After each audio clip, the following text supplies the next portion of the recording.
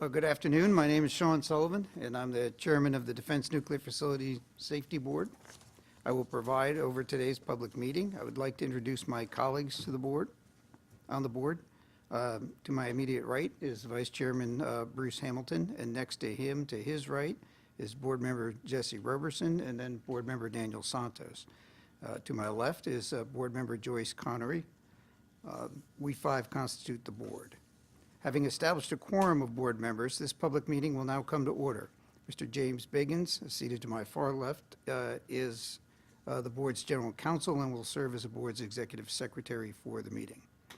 This public business meeting was announced on September 18th, 2017 on the board's public website. It was also subsequently noticed in the Federal Register on September 20th, 2017. The board has voted to hold this public business meeting pursuant to the Government in the Sunshine Act, the board's implementing regulations for the Government in the Sunshine Act, and the board's operating procedures. The board is recording this proceeding through a verbatim transcript. A live broadcast is also available on the board's public website, www.dnfsb.gov. This public meeting concerns staff testimony and member deliberations pertaining to the oversight of emergency preparedness and response. Pursuant to the specific agenda, the board will obtain testimony from staff on their completed and documented efforts to date regarding oversight of emergency preparedness and response, with a special emphasis on Board Recommendation 2014-1. Following the staff testimony, we will welcome comments from members of the public before deliberating on the topic. After the board's deliberations, I will summarize the outcome of the discussions in conjunction with a summary of any staff taskings and votes by the general counsel. This concludes my opening remarks in my capacity as chairman, and I have no individual opening remarks, so I will turn to the other board members to see if they have any. Mr. Hamilton? I have no opening remarks, Mr. Chairman. Thank you. Mr. Roberson? No remarks. Thank you, Mr. Chairman. Okay. Mr. Santos? No opening remarks. Thank you. Okay. And Ms. Connery? No opening remarks. Okay. This concludes the board's opening remarks. At this time, I'd like to begin with the first order of business, which is staff testimony regarding emergency preparedness and response. And I believe we're going to hear first from Mr. Chris Rossetti. Mr. Rossetti? Good afternoon, Chairman Sullivan, Vice Chairman Hamilton, and board members Roberson, Santos, and Connery. My name is Chris Rossetti. I am the Associate Technical Director for Nuclear Programs and Analysis at the Defense Nuclear Facility Safety Board. I am responsible for oversight of the Department of Energy safety management programs, including emergency preparedness and response, and the Department of Energy's implementation of Recommendation 14-1, titled Emergency Preparedness and Response. Throughout this testimony, I will refer to the Defense Nuclear Facility Safety Board as the board, the Department of Energy as DOE, and the board's technical staff as the staff. Thank you for the opportunity to testify regarding oversight of emergency preparedness and response, with special emphasis on Open Recommendation 14-1. I will briefly describe the history of the board's oversight of DOE's implementation and DOE's oversight of emergency management programs. Next, I will discuss the status of Recommendation 14-1, including DOE's accomplishment of its implementation plan. I will then summarize related technical staff work. Finally, I will discuss the technical staff's conclusions. Before I continue, I want to take a moment to thank the staff members who work with me. Without their support, I would not have the body of work on which to base this testimony. The board has previously sent correspondence to DOE concerning the state of emergency preparedness and response at DOE sites with defense nuclear facilities. This correspondence dates back to the late 1990s, when the board issued Recommendation 98-1, titled Resolution of Issues Identified by Department of Energy Internal Oversight, and then Technical Report 21, titled Status of Emergency Management at Defense Nuclear Facilities of the Department of Energy. In Recommendation 98-1, the board cited the need to establish a clear, comprehensive, and systematic process to address and effectively resolve the environment, safety, and health issues identified by independent oversight during the conduct of assessment activities. As part of the execution of its implementation plan for Recommendation 98-1, DOE developed corrective actions to address the emergency planning and response issues identified in Technical Report 21. DOE used these corrective actions as case studies to demonstrate execution of its implementation plan for Recommendation 98-1. The staff observed many of the issues identified in Technical Report 21 during the reviews and observations that led to the development of Recommendation 14-1. DOE's response to Recommendation 98-1 initially led to improvements in emergency preparedness and response. However, in the years prior to the issuance of Recommendation 14-1, the staff observed that the momentum for continuous improvement had faded, evidenced by sites failing to maintain improvements they had initiated. As a result, the board held various public meetings and hearings that included DOE testimony and discussion of the staff's observations about the emergency preparedness and response capabilities at defense nuclear facilities. To address the board's concerns regarding the overall status of emergency preparedness and response at defense nuclear facilities, the staff conducted comprehensive programmatic reviews at various sites.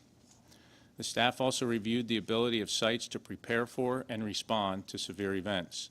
For example, events that can affect multiple facilities, cascading events, and events that can ultimately overwhelm site resources, such as a major hurricane or earthquake. Based on the results of these staff activities and reviews, the board issued Recommendation 14-1 on September 3, 2014. Recommendation 14-1 communicated two specific recommendations to DOE. First, in Recommendation 1, the board recommended DOE in its role as a regulator standardize and improve implementation of its criteria and review approach to confirm that all sites with defense nuclear facilities have the emergency preparedness and response program elements to demonstrate and ensure a capable emergency response. Second, in Recommendation 2, the board recommended that DOE update its emergency management directive to address the following: severe events, reliability and habitability of emergency response facilities and support equipment, criteria for training and drills, criteria for exercises to ensure that they are an adequate demonstration of proficiency, and vulnerabilities identified during independent assessments. The Secretary of Energy's November 7, 2014 response to Recommendation 14-1 states, and I quote, "In developing an implementation plan to address each specific action of this recommendation, the Department will expeditiously proceed with improvements, accomplishing the highest priorities within a one-year period." In this response, the Secretary of Energy assigned the National Nuclear Security Administration's Acting Associate Administrator, Office of Emergency Operations, to be DOE's responsible manager for Recommendation 14-1. DOE sent its implementation plan for Recommendation 14-1 to the board on April 24, 2015. In November 2015, DOE briefed the board on the status of its implementation plan. After this brief, DOE informed the staff that it planned to revise its implementation plan. To advise DOE with this revision, the board communicated a number of concerns with DOE's implementation plan in a letter dated February 8, 2016. In the enclosure to the letter, the board communicated that the initial implementation plan, also known as an IP, and I quote, "relies heavily on working groups, but it does not specify working group membership or deliverable guidelines, nor indicate how the products will flow together to accomplish the recommendation." Furthermore, the enclosure states, and I quote, "The IP does not specify how a thorough and unbiased assessment of emergency preparedness and response capabilities at defense nuclear facilities is being determined." The enclosure goes on to state, and I quote, "The IP does not include how recurring program issues will be identified, critiqued through common cause analysis, and addressed by corrective actions." DOE sent its revised implementation plan to the board on July 20, 2016. The revised implementation plan includes 5 primary deliverables. All 5 primary deliverables are assigned to the National Nuclear Security Administration's Acting Associate Administrator, Office of Emergency Operations, who is the responsible manager for DOE's implementation plan. Earlier this year, the board reiterated its concerns with DOE's implementation plan in a letter dated February 16, 2017. The letter states that the board, and I quote, "has concluded that the plan will not effectively implement the recommendation. The plan makes program management improvements at headquarters, but does not delineate the coordination between headquarters and field elements necessary to promptly address the deficiencies at the defense nuclear sites." Now I'll summarize the status of DOE's efforts to address Recommendation 14.1. DOE's current implementation plan indicates that DOE intends to implement a risk-informed and performance-based approach to improve consistency and oversight of the emergency management program for defense nuclear facilities as well as complex-wide. This approach is comprised of two primary components: DOE Order 151.1D, titled Comprehensive Emergency Management System, and a baseline emergency management criteria and review approach document for defense nuclear facilities. Additionally, this approach will be supported by a corrective action program in accordance with DOE Order 226.1B, titled Implementation of Department of Energy Oversight Policy. I will now discuss DOE's efforts to address Recommendation 1 of Recommendation 14.1. This states that DOE, in its role as a regulator, by the end of 2016, standardize and improve implementation of its criteria and review approach to confirm that all sites with defense nuclear facilities have a robust emergency response infrastructure, have an effective training and drill program that ensures competent emergency response, conduct exercises to demonstrate capable emergency response, identify deficiencies and have an effective corrective action program, and have an effective readiness assurance program. A key phrase in Recommendation 1 is in its role as regulator. DOE has the authority and the responsibility as regulator to confirm that all of its sites with defense nuclear facilities have effective emergency preparedness and response programs. As a form of compensatory measure to provide senior leaders with an understanding of the deficiencies in emergency preparedness and response capabilities, the Deputy Secretary, via memorandum, required sites to provide a list of deficiencies. The National Nuclear Security Administration, Office of Plans and Policy, consolidated these deficiencies into what I will call a deficiency report. According to the implementation plan, DOE committed to updating the deficiency report on a quarterly basis as long as needed. The staff received the initial deficiency report and then requested and received one update in the past year. Additionally, to address Recommendation 1, DOE plans to provide the Board 3 deliverables. These are copies of 1, the secretarial direction to implement the revised corrective action procedures, 2, the secretarial direction to implement the risk-based approach, and 3, the final baseline emergency management criteria and review approach document for defense nuclear facilities. The National Nuclear Security Administration Office of Emergency Operations recently declared deliverables 1 and 2 complete in its August 14, 2017 letter to the Board. Specifically, the Office of Emergency Operations considers the corrective action procedures complete based on a working group that convened in March of 2017. According to DOE, the working group concluded that all DOE defense nuclear facilities have revised or have a plan to revise site corrective action program procedures. To address the risk-based oversight approach, the letter credits the August 9, 2016 revision of the DOE Policy 226.2 titled Policy for Federal Oversight and Contractor Assurance System. For the third deliverable, DOE is creating criteria and review approach documents. DOE provided draft criteria and review approach documents to the Board on April 20, 2016. DOE's initial draft criteria and review approach documents were based on the previous version of Order 151.1C. DOE is currently updating the draft criteria and review approach documents to align with the revised Order 151.1D. DOE has informed the staff that the revised criteria and review approach documents are substantially different from the initial draft. Per DOE's Implementation Plan Revision 1, the final criteria and review approach documents are due to the Board in December 2017.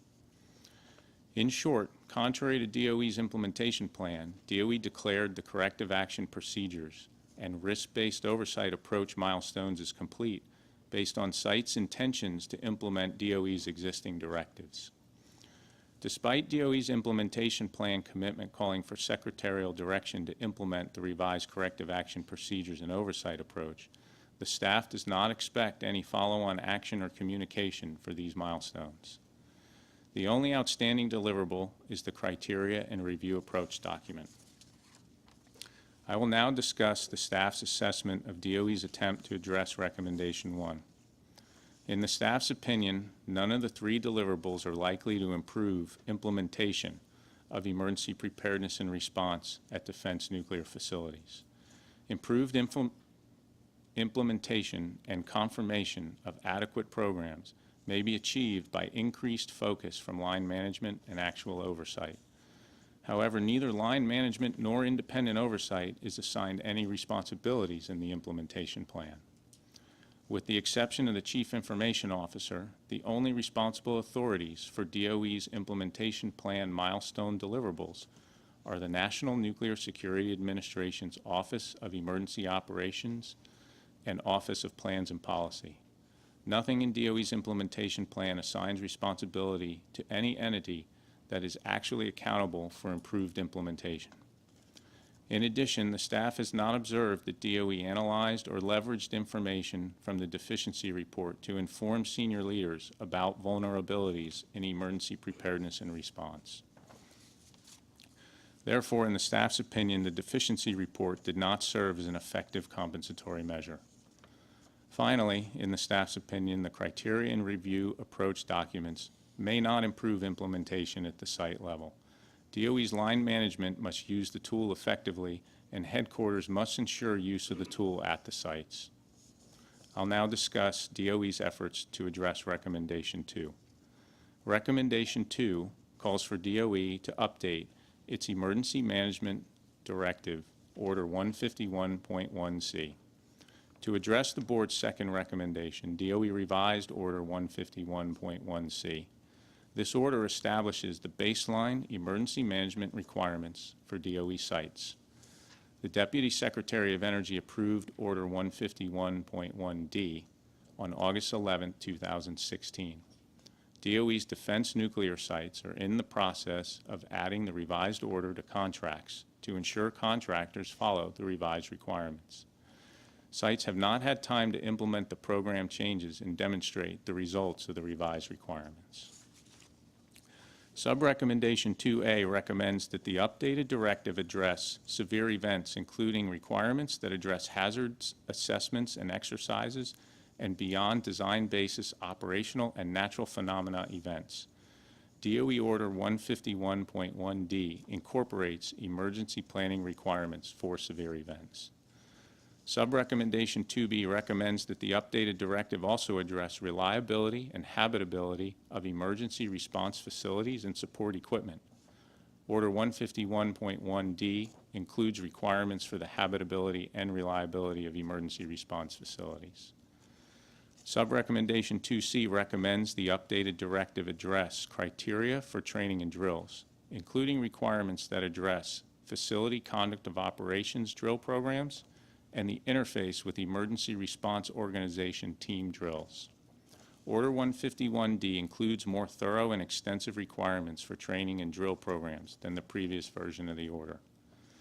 Sub-recommendation 2D recommends that the updated directive address criteria for exercises to ensure that they are an adequate demonstration of proficiency.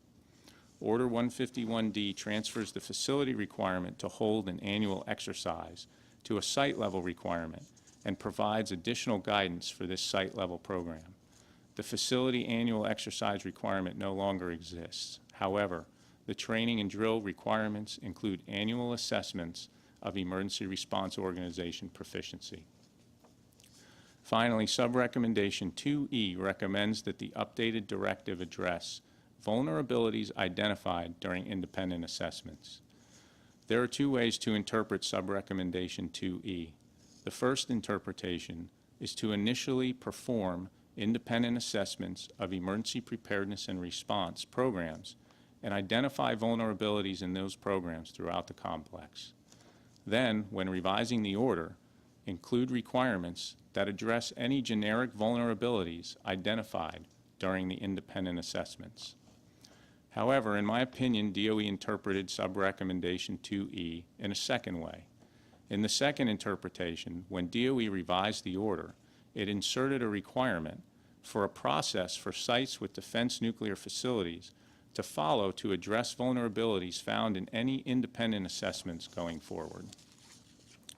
In the staff's opinion, Order 151.1D adequately addressed the board's 5 sub-recommendations of Recommendation 2. I will now discuss the staff's related oversight. Following the issuance of Recommendation 14.1, the staff continued to provide oversight of drills, exercises, and emergency management programs. The board continued to send correspondence to the Secretary of Energy, communicating concerns about emergency preparedness and response at individual sites, including Pantex, Los Alamos National Laboratory, and the Savannah River site. As part of this oversight of DOE's defense nuclear facilities, the staff conducted activities to gain and maintain awareness of the state of emergency preparedness and response at the Pantex plant. The staff's oversight and observations constitute the technical supporting document for Recommendation 15.1, titled Emergency Preparedness and Response at the Pantex Plant. The technical supporting document for Recommendation 15.1 presents the staff's observations in 3 main sections regarding the drill and exercise programs, notification and support to off-site agencies, and technical planning bases and decision-making tools. Based on its observations, the staff concluded that the Pantex plant contractor had not demonstrated adequate capabilities through its drill and exercise programs. Furthermore, the staff found no demonstrated capability to provide timely, accurate information to the public regarding off-site radiological consequences. Finally, the technical planning tools developed to respond to emergencies were inadequate to ensure timely notification of the need for protective actions to the workers and recommended protective actions to the public. The board issued Recommendation 15.1 on November 23, 2015. In this recommendation, the board concluded that, and I quote, "Deficiencies must be addressed in the drill and exercise programs in demonstrating the capability to provide timely, accurate information to the public regarding off-site radiological consequences and in the technical planning bases and decision-making tools." 2 of the recommendations in Recommendation 15.1 dealt with inadequate implementation of existing requirements and the lack of robust oversight, not only in identifying these deficiencies, but also in getting the National Nuclear Security Administration's contractor to correct the deficiencies. These recommendations are directly related to the first recommendation in Recommendation 14.1. The staff and resident inspectors also conducted observations of drills and exercises at Los Alamos National Laboratory following the board's November 2011 public meeting and hearing in Santa Fe, New Mexico. These observations form the technical basis for the board's January 2016 letter to the Secretary of Energy. The letter stated that the staff's observations indicated weaknesses in emergency preparedness and response at Los Alamos National Laboratory. Additionally, the board directed the staff to conduct a programmatic review of emergency preparedness and response at Los Alamos National Laboratory. The staff conducted this review in April 2016. Based on the staff's on-site review, as well as staff oversight of various facility exercises in 2015 and 2016, the staff concluded that Los Alamos National Laboratory's Emergency Preparedness and Response Program had weaknesses in 4 categories: federal oversight, the site-level emergency exercise program, facility-level emergency planning and drill programs, and demonstration of emergency response capabilities through drills and exercises. The observations comprised the technical basis document for a draft recommendation titled Emergency Preparedness and Response at Los Alamos National Laboratory. The board sent the draft recommendation to the Secretary of Energy in February 2017. The board ultimately decided not to issue a final recommendation on this topic. The staff subsequently documented the observed weaknesses in an issue report to the board. In the staff's opinion, the concerns noted previously exist due to inadequate implementation and oversight of requirements. The staff's concerns regarding Los Alamos National Laboratory are similar to the underlying issues of Recommendation 1 of Board Recommendation 14.1. DOE's implementation of Recommendation 14.1 could have provided a framework for Los Alamos National Laboratory to improve its emergency preparedness and response capability. However, DOE's implementation plan for Recommendation 14.1 will not adequately address the board's concerns at Los Alamos National Laboratory in a timely manner. To its credit, the National Nuclear Security Administration and Los Alamos National Laboratory have begun to address many of the weaknesses and implementation issues noted by the staff. In addition to the review at Los Alamos National Laboratory, the staff performed 20 reviews of drills and exercises at sites with defense nuclear facilities over the past 2 years. Drills and exercises provide sites and facilities an opportunity to demonstrate proficiency by responding to credible scenarios. When sites adequately respond to an emergency exercise, the staff gains confidence that these sites will be able to respond to a real event. The staff observed some improvements in the field with respect to implementation of the requirements of Order 151.1C, in line with the board's recommendation. However, the improvements are not consistent across all the sites. Therefore, the staff concludes that Recommendation 14.1 is not driving improvements in implementation at the sites. If sites struggle to implement the requirements of Order 151.1C without assistance from headquarters, the staff believes those same sites will continue to struggle with implementing the revised requirements in Order 151.1D. Likewise, having a set of criteria and review approach documents will not drive improvements unless the criteria and review approach documents are used effectively. The staff has observed that several sites are running more complex annual exercises involving severe events that affect multiple facilities. In 2017, the staff witnessed an annual exercise at the Y-12 National Security Complex that also affected Oak Ridge National Laboratory and the East Tennessee Technology Park. This particular exercise tested the response and the resources at the sites to demonstrate that the sites could respond to an actual event affecting all three. However, this is contrasted by an example in the past year where a different site ran a simple exercise affecting only one facility at the site to demonstrate the entire site's response. The staff has noted that sites such as Hanford, the Savannah River site, and the Pantex plant are using facility drills on a more frequent basis. This is evidenced by the number of mentions in resident inspector weekly reports over the past year.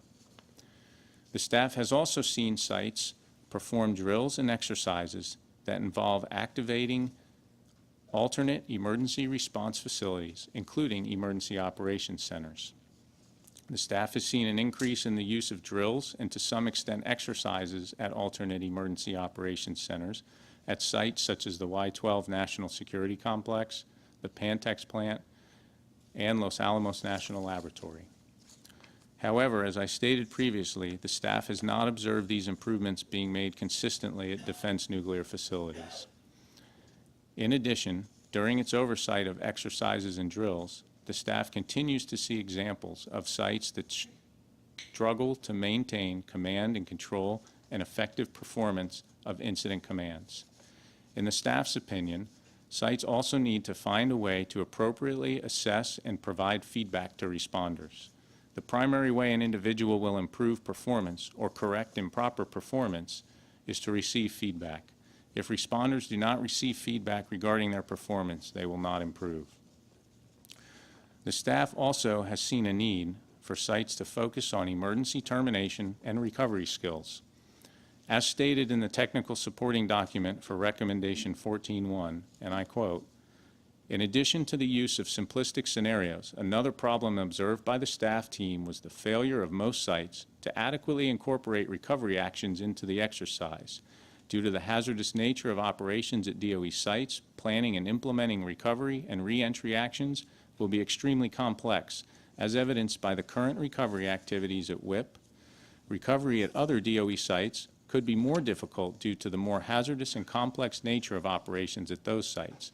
Planning and implementing recovery actions are typically not demonstrated in detail during the normal scope of annual emergency exercises at DOE sites or in follow-on exercises.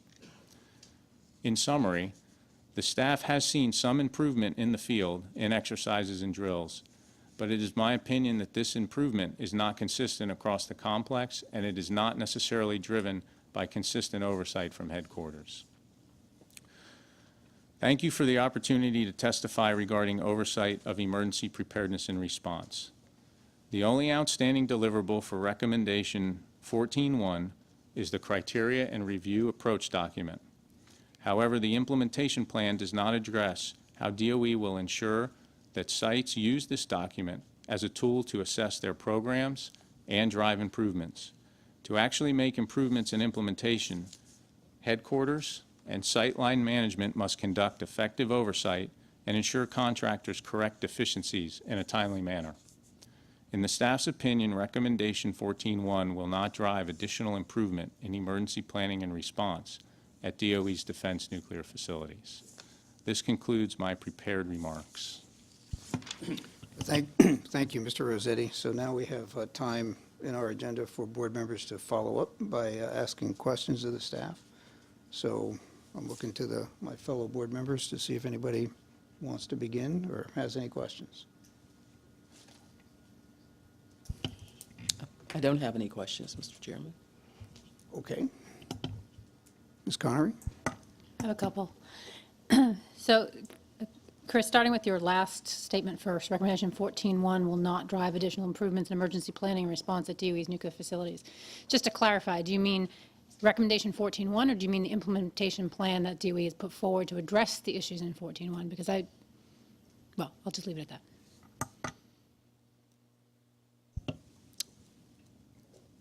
To answer your question regarding whether I think the Recommendation 14.1 or DOE's implementation plan will will not drive additional improvement in emergency planning and response at DOE's defense nuclear facilities, I would say both. The implementation plan, Revision 1, does not have any other outstanding deliverable other than the CRAD, the Criteria Review and Approach document. Because that's the only outstanding deliverable, once DOE completes that, I don't foresee DOE taking any other action. And therefore, having the recommendation open isn't in itself going to drive DOE to make any implementation improvements. Does that answer your question, ma'am? Yes. Any other questions? Mr. Santos? Thank you, Mr. Chairman. Can you walk me again through the time period? Was it the implementation to happen within a one-year period? Can you explain what sort of timeline is the department going to implement the various actions? Yes, sir, I can walk you through the timeline.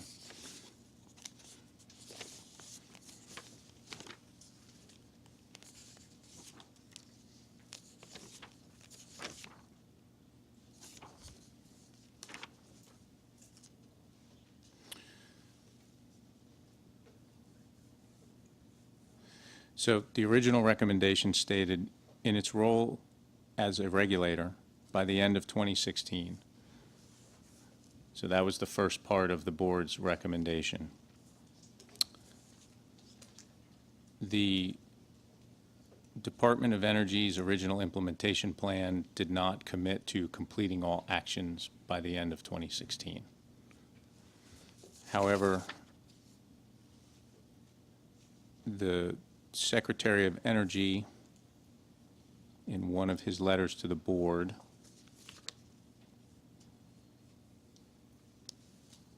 if you give me just a second, I'll find it.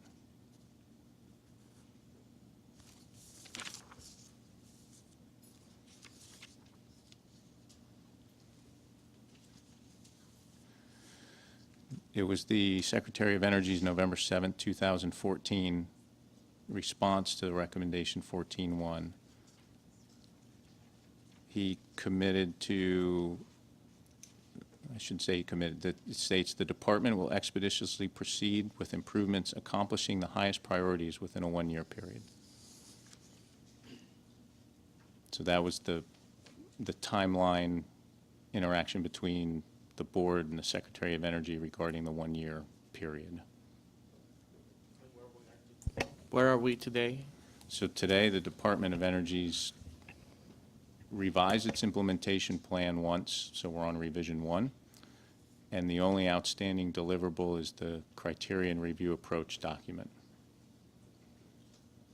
Right, that's when it comes to the IP, but is there any information regarding the final implementation of the various corrective actions? Do you have an idea of what sort of timeline that the department is operating? Is this a 5-year effort, a 2-year effort? Is there any documents from the department or anything that gives you an idea of the extent of the implementation of the various corrective actions?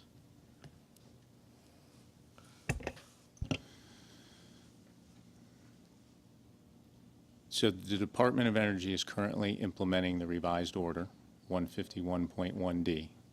They're in the process of putting that into contracts at sites with defense nuclear facilities.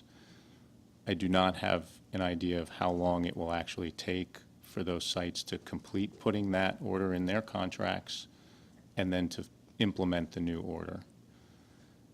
With respect to the other implementation, I don't have a timeline for the sites that have to revise their corrective action programs. And then once the CRAD, the criteria and review approach document, is provided to the board, assuming that happens in December 2017, as the department committed to, there'll be time for the sites to actually use and implement that. And I don't have a timeline for how long that implementation takes. My other question has to do, you mentioned that it was your staff opinion that there was some inconsistent implementation and inconsistent oversight throughout the complex. Could you give me some examples of facilities or sites to support that statement?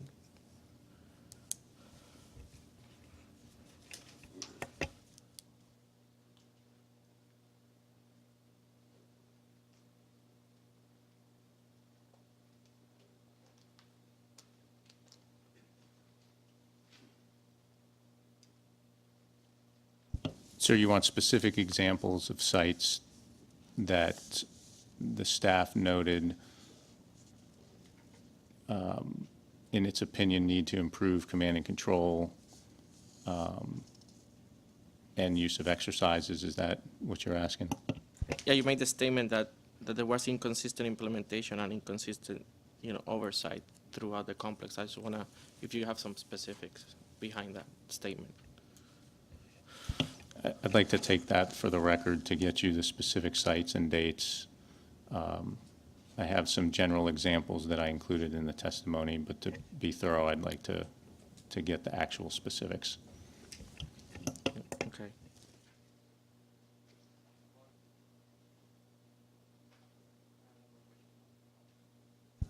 Ms. Connery? So you may have to take this for the record as well, but I was wondering if you could let the board know. My understanding is that there are some aspects of 151.1D that sites can opt out of, and I'd like to know whether or not, what those specific issues are and what the approval process is for opting out of those specific requirements that are in 151.1D. Thank you. So with regards to the specifics of Order 151.1D, I will have to take that for the record. but based on my knowledge of the DOE's directive system, I will tell the board that sites can use the exemption process built into the directives to request relief from any requirement that is in a contract. But I will take the specific question about 151D for the record. Yeah, to clarify, I thought there were two different processes, and I thought there was one that didn't require headquarters approval. That's the one I was actually asking about.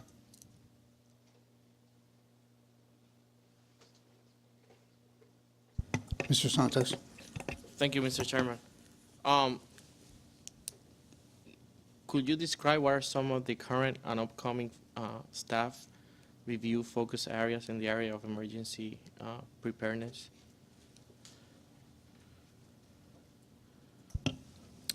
Yes, sir. So the staff in the upcoming fiscal year 2018 in the area of emergency planning and response has proposed in the Office of the Technical Director work plan to conduct oversight of exercises at a number of sites with defense nuclear facilities. The specifics of those I will have to get you for the record. And as far as the reviews, there's at least 2 reviews of emergency planning and response programs we plan to do, but those specifics I'll have to get for the record also, sir.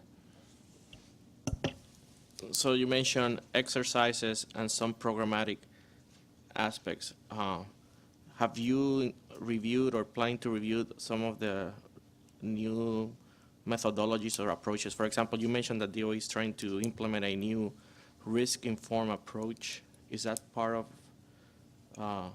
your upcoming efforts, or can you comment on that?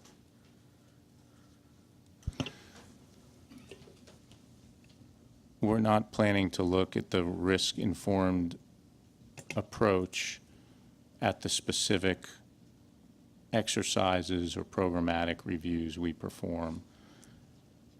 However, as part of our oversight of recommendation 14.1, we do look at the outcomes of the exercises and reviews we do, and we have proposed in the fiscal year 2018 work plan an overall review of how the Department of Energy has addressed recommendation 14.1, and that would be where we look at the risk-informed approach.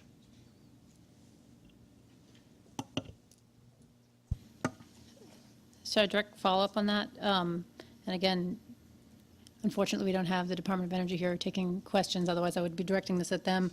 EA has stated that the new proposed core risk management process no longer requires clear and quantitative expectations for risk management. Can you comment on that? I'd have to get the specifics of the risk management approach and provide it to the board for the record, ma'am. Which I will do.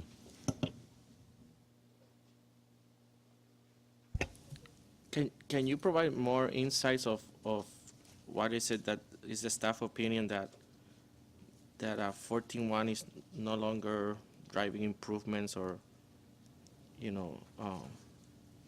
or what's the impact of it? Can you offer some insight of why did you make that statement?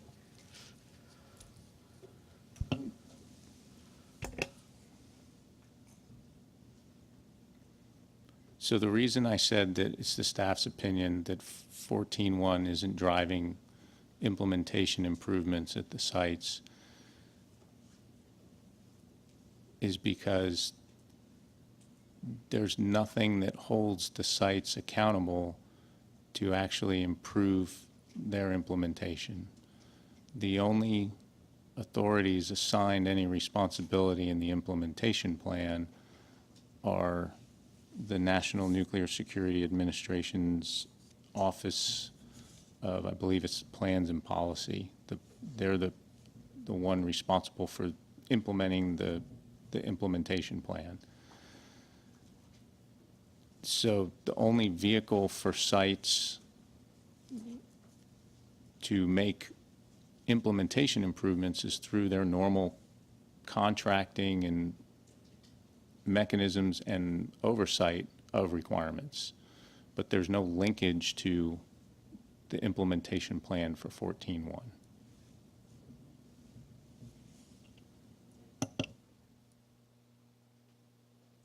Just a rhetorical, it was the Secretary of Energy that accepted the recommendation, not that office. So the Secretary would still be responsible for carrying out 14.1, correct? Yes, ma'am.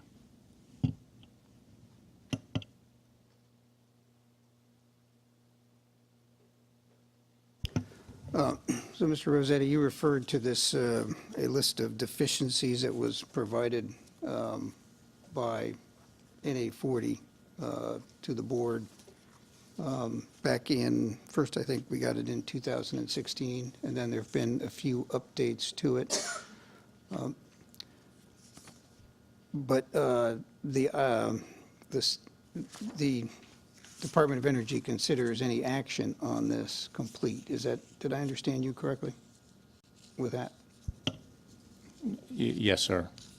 All right, so does that mean that in the headquarters, they're no longer maintaining any sort of list of deficiencies in emergency preparedness at different sites around the complex? I can't say whether headquarters is maintaining a list of deficiencies around the complex. The way the implementation plan reads, they would maintain it as long as needed.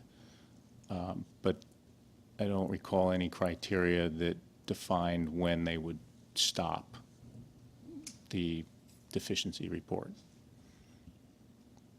All right, it also appeared from the initial report we provided in May of 16 and the few updates that came after that, that primarily the updates dropped things off this list as opposed to ever adding things to them. Is that also a correct assumption of mine? Yes, I think that's an accurate statement, that the items that were completed and corrected came off the deficiency report. Yes, sir.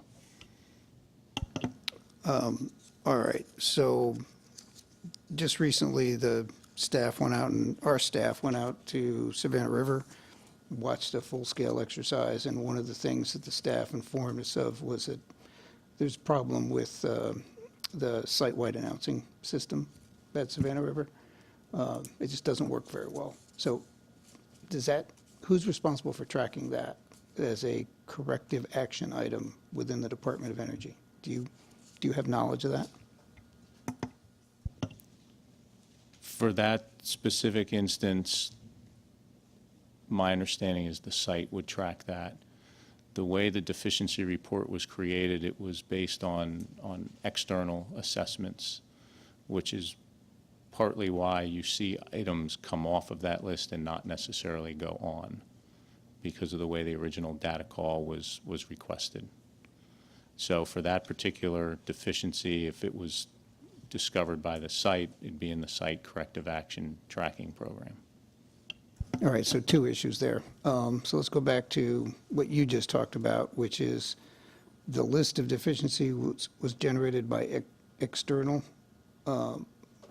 assessments as opposed to deficiencies noted by the people who work at the site themselves. Is that correct?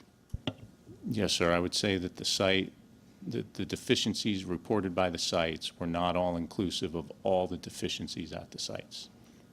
All right, so the fact that no new deficiencies were being added to this list in the last 15 months, does that mean that there haven't been any external assessments at any of these sites? In other words, has the Office of Enterprise Assessments been doing assessments, or did they just do assessments and not find any deficiencies? Or do you not know? I don't know the answer to that question, sir. I can take that for the record, no. All right, thank you. And so with respect to deficiencies identified by the site themselves, so for example, what I just mentioned at Savannah River site, who in particular would be responsible for correcting that? We're talking about an M&O contractor, the Department of Energy field office. Who's responsible for tracking that sort of deficiency within the Department of Energy? Do you know? I'm not familiar with the Savannah River site's specific corrective action tracking program, but generally, contractors have a program that tracks deficiencies and tracks the corrective actions to address those deficiencies. And the Department of Energy, the site offices would have access to that list, so that they could provide oversight to ensure that their contractors are correcting issues. That's my general understanding, but I don't have the specifics of the Savannah River Sites program. All right, thank you. All right, I'm looking around at other board members. Does anybody else want to ask a question? Mr. Hamilton? Thank you, Mr. Chairman. Mr. Rossetti, I want to ask you about the word improve or improvement. I've counted it with my rough word count at least a dozen times in your testimony, and I counted the word correct maybe once or twice. I want to make sure I understand, when you say improve, are you talking about improving to the point that it's corrected?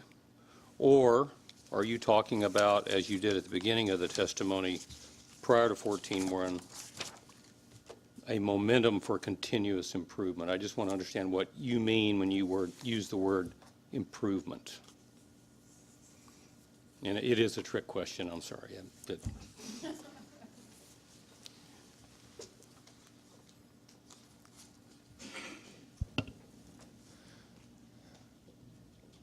So with recommendations, sir, there's a certain, the board sends recommendations to the Secretary of Energy. The Secretary of Energy accepts them.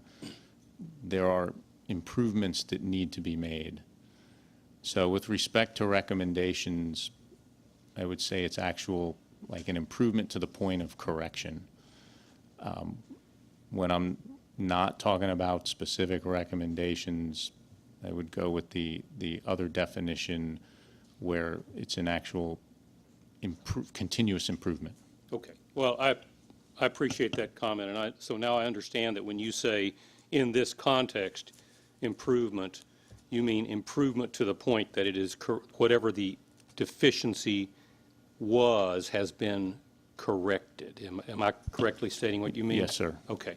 And the reason I wanted to bring this up, and this is really for my fellow board members, is that it's very easy for us to wander off into continuous improvement space instead of looking at what is good enough and when is the recommendation completed. So I just wanted to draw attention to this use of the word. I would argue that maybe unless we had this explanation, you could read into that testimony something else than what you meant, which might be that phrase, continuous improvement. And when you get into continuous improvement in space, you get well beyond our mission, and there's no end to how much cost we can incur. So thank you. That's all I wanted to know. Thanks. Mr. Santos? Thank you, Mr. Chairman. Could you share the staff's, if you made any observations regarding, as you made all those exercise observations at the field throughout the complex, any observations regarding how is emergency preparedness and response seen by the field, by the workforce? What's the culture associated with how is emergency preparedness and response integrated with the mission requirements and safety culture and other requirements? Could you comment on that?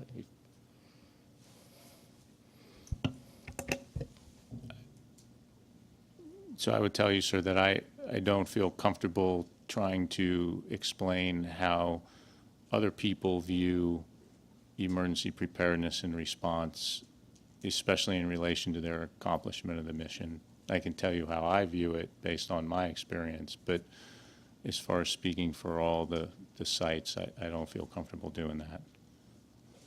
No, I understand. I'm asking what was being your observation.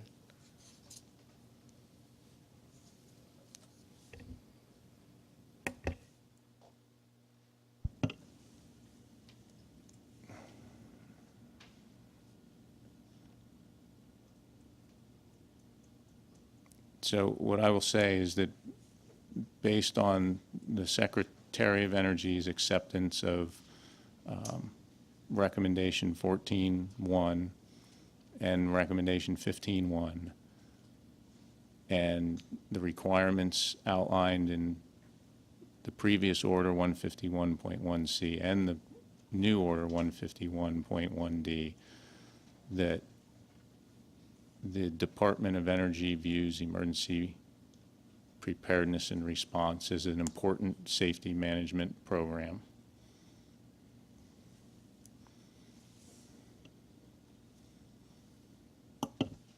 And the question following up on, and following up to Mr. Vice Chairman Hamilton, on the improvement, let's talk about the orders themselves. 151.C, was it an issue of implementation or an issue of improvement, correction, that precipitated the need for 151.D? In other words, are there still issues present even if we move to the department moves to the new order?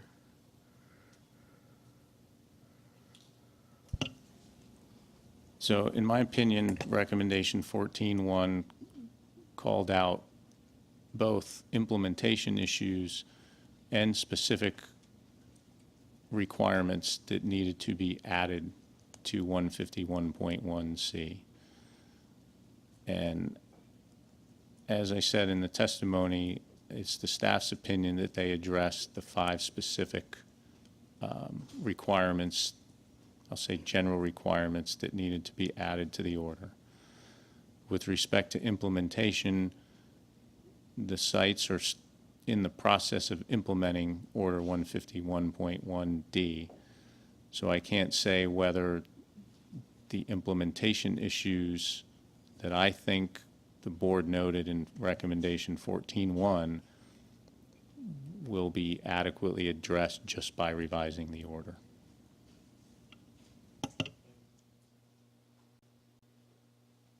Other board members, any other questions?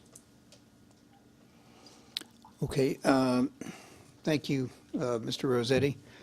So at this point, our next item on our agenda moves into public comment. We are just a few minutes early, but I'm going to look and ask the staff. I think we had a sign-up list out front, did we? So do we have the list with any names on it?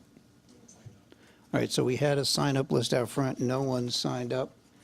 So I'm going to ask that if there's anybody in the room who does want to address the board, now would be the time. Please come forward. We have a microphone set up. And if you're going to make a comment, state your name, and then please proceed.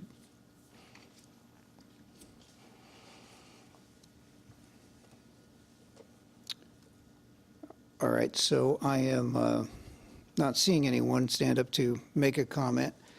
So at this time, I'm going to propose that we take a short break so we could do this again just to make sure that there isn't any member of the public who's planning on showing up at 1 o'clock. So I will propose that we take a 10-minute break and come back at 10 after 1. We'll see again if there's anybody who wants to address the board, and if not, we'll move into the portion of the agenda after that. So at this point, we're in recess, off the record.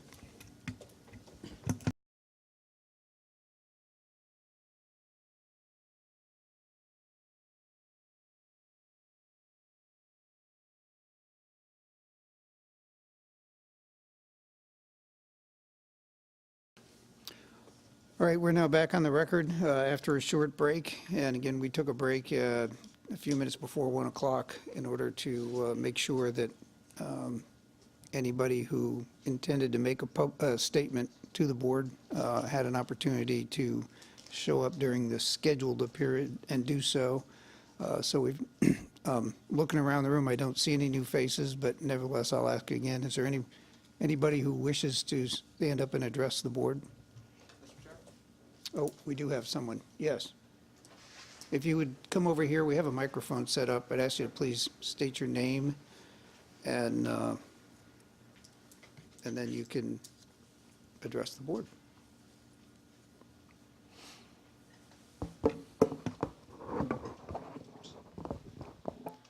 Thanks, Mr. Chairman. My name is Dan Leone. I write for a publication called The Exchange Monitor, and I have sort of a meta question about the meeting. Board Member Connery said that DOE isn't here, and I guess ostensibly the reason for that is that this was changed from an originally scheduled public hearing to a public meeting. And so effectively, the board sort of, I don't want to say uninvited the department, but maybe let them off the hook. And in a letter here from the 18th of September, it said, when the hearing was planned, we anticipated your team would be in place by September. The assumption was overly optimistic, and so forth. But if I'm counting the invitees right, there are 1, 2, 3, 4, 5, 6, 7 of these, and all but 2 of them seem to still be in the roles they were in at the time when the invitation went out. I guess the exceptions are Glenn Podonsky's left EA, although I think he had a Dear Colleagues letter about his retirement out before you sent the invitation. His deputy's in his role now, and Eric Smith, I gather, was replaced by Charles Hopkins just at the beginning of this month, but Eric Smith is still Mr. Hopkins' deputy, so I guess my question is, considering all that and that the team that it seemed you were looking to hear from in the invitation appears to be in place, why isn't DOE here? Well, thanks for your question. Let me just take a quick stab at explaining that the reason they're not here is because the board did change it. That's the simple, straight reason. But in consideration of that, we had invited, as you mentioned, several people. You named some of them. Mr. Podonsky was no longer available. His acting replacement was also not available. We had, as I think you're well aware, the Department of Energy's emergency preparedness program has run out of NNSA, and the administration is still not put forward a new name for an administrator. So we have that aspect of it, a team that's not in place. And we invited the secretary, and the secretary was unable to attend. The deputy secretary was unable to attend.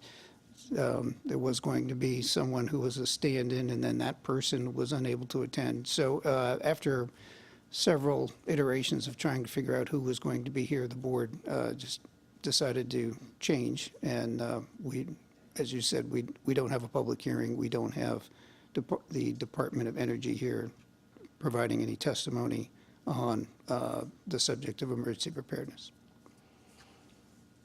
Ms. Thank you. Connery? So I just wanted to make a comment, since I was the dissenting view on that vote. I actually still wanted to hear from the department, and particularly the field elements, as I think the biggest issue we have with this implementation of the IP is implementation of the field and not the order. So it would have been important for me to understand where the field was getting its direction and the connectivity between field office and headquarters. And that's why I actually voted against changing this from a hearing to a meeting. And my vote's on the record. All right, are there any other members of the public who wish to stand up and make a statement? Ms. Robertson actually wishes to make a statement. Go ahead, Yes. Ms. Robertson. I guess I'd just like to say, since I actually proposed the action to change from a hearing to a meeting, in respect of all the board members' views, we could have considered rescheduling to accommodate, but I also thought it was important to make sure that the public had an opportunity to understand where the board was, and our staff has done quite a bit of work. So I proposed that action because I thought it would be informative, and if the board chooses to have a hearing in the future, it still can. All right, thank you. Anybody else? All right, if not, I'm going to move into the next item on our agenda, which is board member deliberations. So at this point, board members are unconstrained in talking about anything related to the agenda or even proposing motions. With that, I'll ask if any board member wants to start off.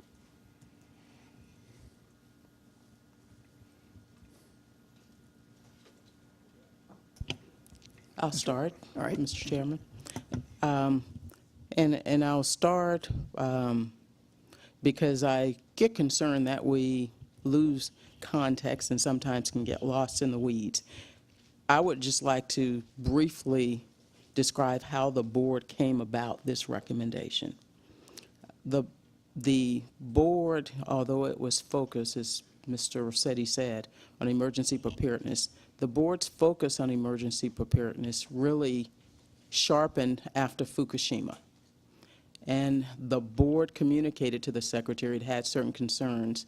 However, the secretary, just like NRC, had initiated a focused effort in the department to review their programs across the complex at that time, and the board communicated that it would monitor those activities, and it did, and it stayed abreast. It was briefed routinely. At the same time, the board had its staff reviewing the activities at different sites across the complex.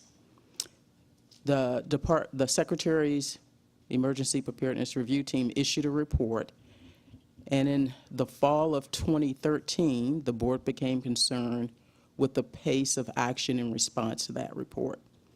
And it was at that time that the board directed the staff to begin to organize all of the reviews that were done into a package that the board could consider for a recommendation.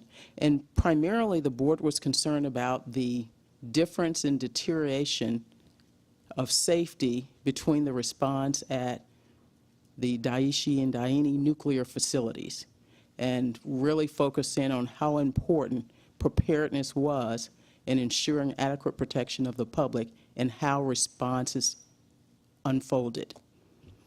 And then in February of 2014, WIP happened, and the board became very focused on the response element of those incidents. And those are the things that led the board to determine that there certainly was an adequate protection element involved in ensuring preparedness to respond to events and ensure that they do not deteriorate to the point that the public could be at risk.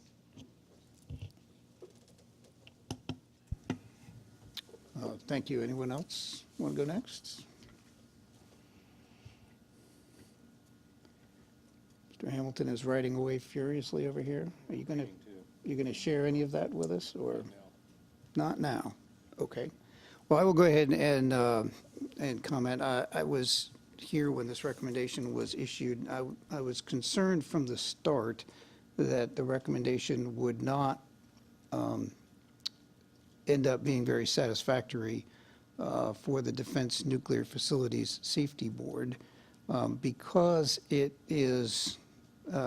attempts to approach a very broad topic and ask the Secretary to make improvement in a wide area. So when I say a wide area, I realize there are 10 different places in the defense nuclear complex that we provide oversight for. So this recommendation was about emergency preparedness and response, how it was run out of headquarters, but ultimately how emergency preparedness and response played out at those 10 different places. And at each of those places, there's a different M&O contractor. So there's a different organization that is actually owns the employees who do the work. And then there's a different field office reporting back to headquarters in the Forrestal building. And about half of them are reporting on the NNSA side, and the other half are reporting on the EM side. So it's a very, it's a very disparate organization in terms of how things are actually done around the country. And so trying to ask the Department of Energy to make broad improvement means necessarily that the department was going to have to undertake some fundamental changes within the Forrestal building. And I've always seen those as difficult for us to ask the Secretary of Energy to actually do that because several reasons. In my view, for whatever it's worth, the Secretary of Energy's process for responding to a board recommendation takes quite a bit of time for them to even put together a plan. So I think if we look back at the history here, it was at least 8 months between the time the board delivered the recommendation and then the time that there was even a plan that was produced. Our statute does not actually give us the opportunity to formally accept or reject the plan. So what we can do is we can informally, which even means by a letter, but there's no statutory authority for the secretary to respond if we tell him we don't like the plan. But in fact, ultimately, we did tell him we didn't like the plan, and then the plan was changed again. And all this time where they're changing the plan, they're just trying to come up with a way to respond. Meanwhile, out around at these 10 different sites, everything just went about pretty much as it did before. So that that whole process tends to set us, the Defense Nuclear Facility Safety Board, up into a position where we're asking the secretary to broadly change everything, but it'll be a couple of years at best before things might change. And then during that time, you actually see leadership changes within the department, and that's exactly what we've seen here. And so as a result, this sort of recommendation where we ask the secretary to change things broadly throughout the complex is just problematic. It's problematic. It might be accomplishable if things were different within the Forrestal Building's own system so that they could actually try to make broad changes more swiftly. We structured this in 2 parts, and in one part it said revise your directive. That actually did get done. I guess their order, the DOE order 151 Charlie became 151 Delta.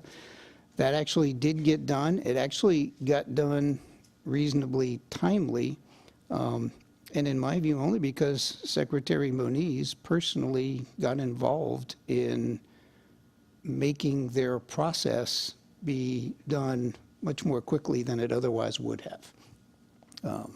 If I recall correctly, a draft 151 Delta was put out for comment within various people in the Forrestal Building and came back with something on the order of 1,800 comments. And so the secretary's personal intervention was required to just say, look, okay, he said something like, you've got 45 days, address what comments you can, and then you're done.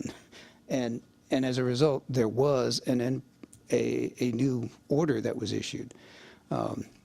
So all I'm trying to say is that without the personal involvement in leadership, it's very hard to get these sort of things done, as opposed to a recommendation that points to a specific place in the complex with a specific deficiency where you would expect the folks who are actually there at a site to work to fix that as soon as it's been identified to them. So I've been concerned all along on this recommendation that we would not see the sort of progress be developed around the complex that we had hoped for.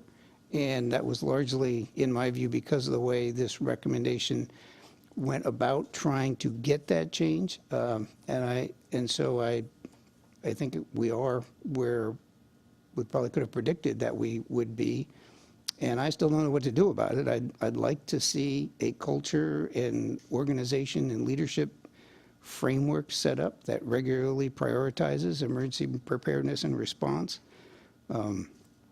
I've seen it done in the United States Navy. I've seen it done where it ends up with personal involvement with people at the highest levels of the chain of command. I'm not trying to criticize the current secretary. I'm just saying that when the 4-star admiral at Naval Reactors would actually be on the other end of the conference call line during an emergency response drill, it was obviously important to the 4-star admiral. It became important to everybody else. So that sort of leadership could actually drive improvement, but it also requires a lot of effort, and it must be vigilant on the part of the chain of command. And again, I'm not trying to criticize the current secretary or even the last secretary. I mean, these are busy people with a lot of things on their plate. And ultimately, it is the White House and the Congress who try to set a lot of those priorities, and not the Defense Nuclear Facility Safety Board. So while we make recommendations, we then end up hoping for the best when those recommendations are actually hoping for large-scale change in the way the department is doing business. So with all that said, what I'm just trying to say is I think we are in a place where we probably won't see large-scale improvement that is being driven by this recommendation. And I think to a certain extent that was predictable.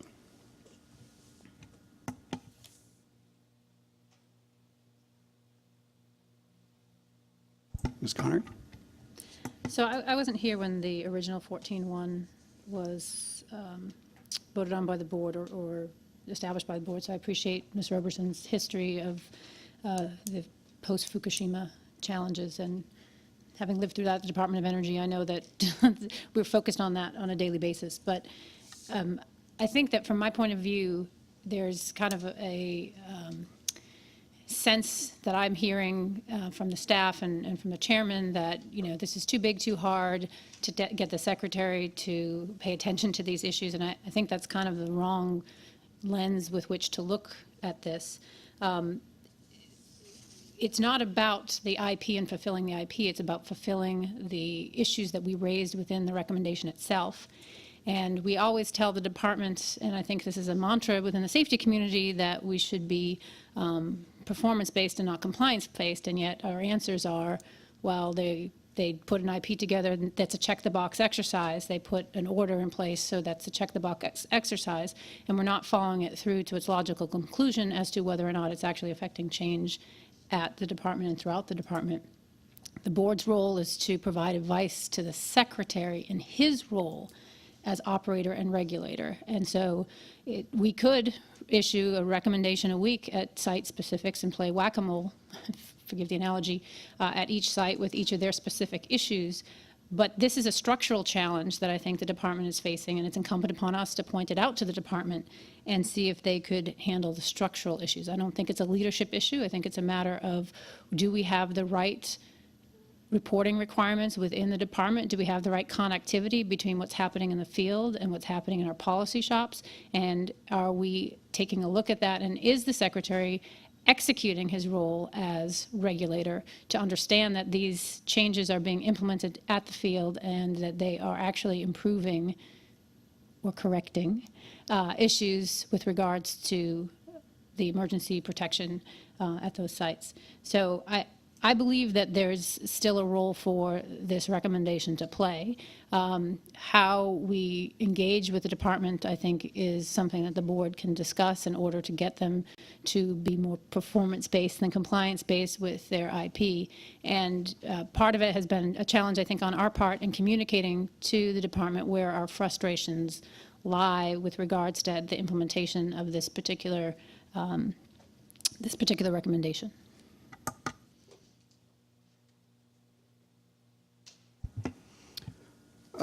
So just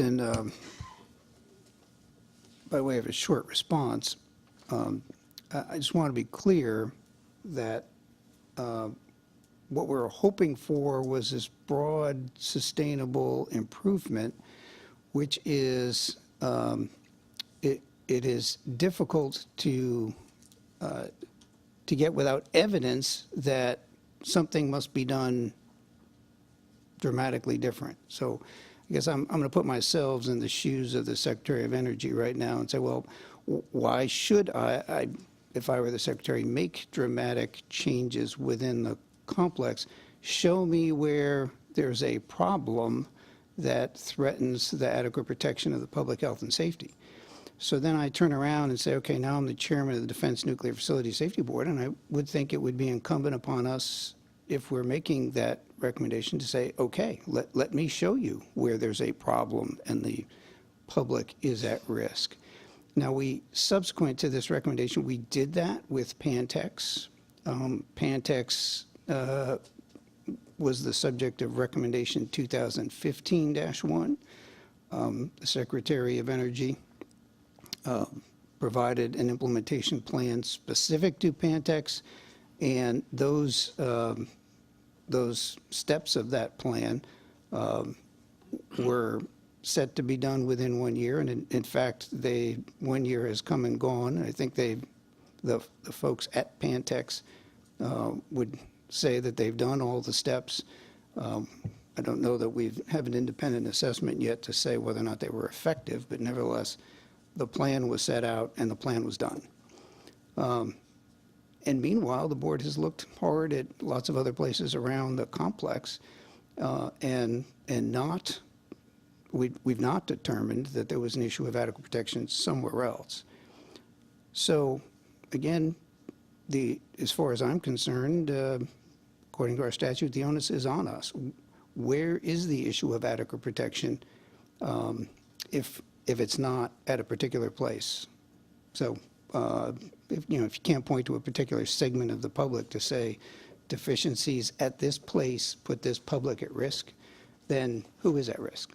So perhaps some other board member wants to address that or talk about something different. Ms. Roberson. Thank you. Thank you, Mr. Sullivan. Well, first of all, I have to say I do disagree, regardless to whether we believe this recommendation at this time will render significant results. I think the board, even before it issued this recommendation, provided the department with a significant number of specifics based on its staff work. And in this recommendation, the board cited a significant number of results inside the recommendation across the complex as well, too. I think if your view is that you need to establish that there's an issue of adequate protection at each individual facility, I don't agree with that. Emergency preparedness is a line function, and it extends throughout the line. And it's very hard to say is A++ at any break point in that line. And that is why the recommendation was structured that way.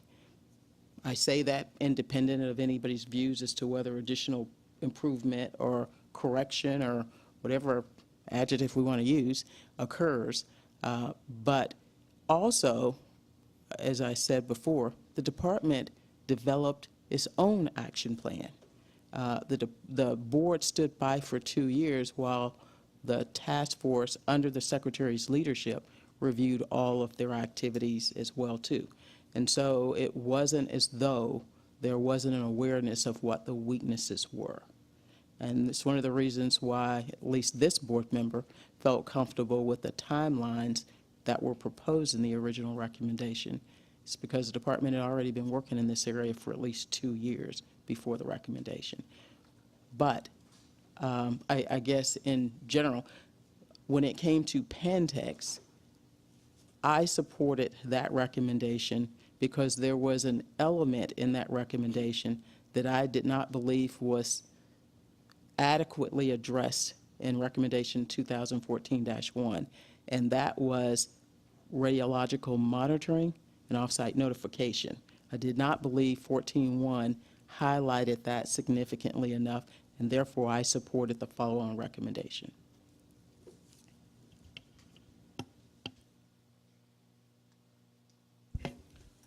Mr. Santos. Thank you, Mr. Chairman. While there might be some value on identifying specific actionable items that can be corrected at each site, the part that resonates with me, that there's a need to have this broad approach, I think is very well capturing recommendation 1A by the board in 2014-1. I'll read it real quick.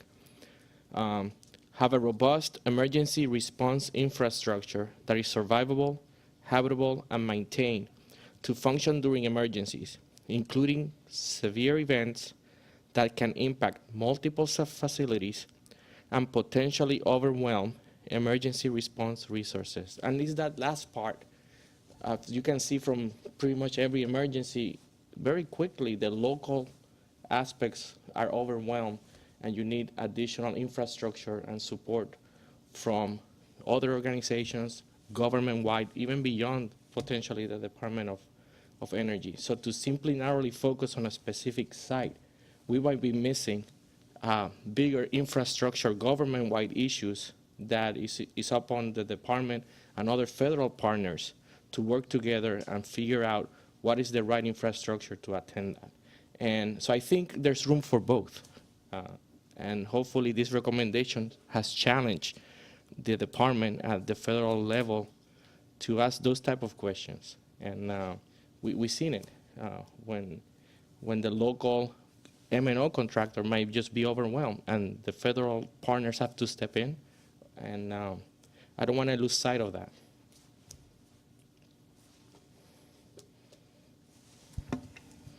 I think they regularly ask a lot of questions. It's the answers which sometimes prove elusive. So I understand what you're saying. I guess my point is, if you were the secretary, what would you be doing different? And how would this be being done in your department? And that's a tough question, because it, if I try to answer that for myself, it's a very tough question because conditions are so different in different places. So I'm not sure that there is one way to say, this is how it shall be done, especially in the part that you're talking about, which necessarily involves working with state and local authorities, all of whom have their own sets of rules, and those rules differ depending on what state or locality you're in. So this is a very difficult thing to say, okay, here's how we're going to do it. And so again, I don't know if I were the secretary, I would be able to come up with a good way to have it be done everywhere, other than to set some broad parameters and then leave people to do it the way, I mean, that's their job, okay? And so when you're doing that, now you're talking about the leadership aspect and the aspect of administering whatever personnel program we have to evaluate how well people are doing their jobs. And those are areas that we as a Defense Nuclear Facility Safety Board don't get involved in. Yeah, I just want to clarify, I'm not advocating for standardization's sake, but make sure we have the right level focus so those hard questions are asked. And if individual solutions need to be developed, so be it. So, yes. But I think that hits on the challenge that we've seen, which is that the department can put across-the-board standards. Obviously, they have to be tailored to the particular site, but there's the connectivity between headquarters and the site, the field offices, and the secretary's role in oversight also plays a role in this, which I think we're neglecting in what you're saying, Mr. Chairman, because they have to be able to, whatever they implement, the secretary has to ensure that it is functioning and that it's habitable and that it is robust enough to deal with any emergency, because it's the secretary, not the M&O contractor, who has to assure the public that they are adequately protected from any accident or incident that would happen at those sites.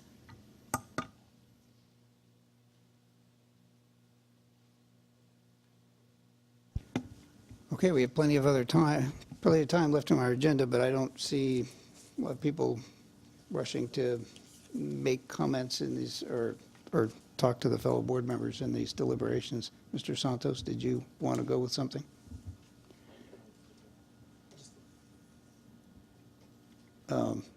Ms. Roberson? Always willing to talk.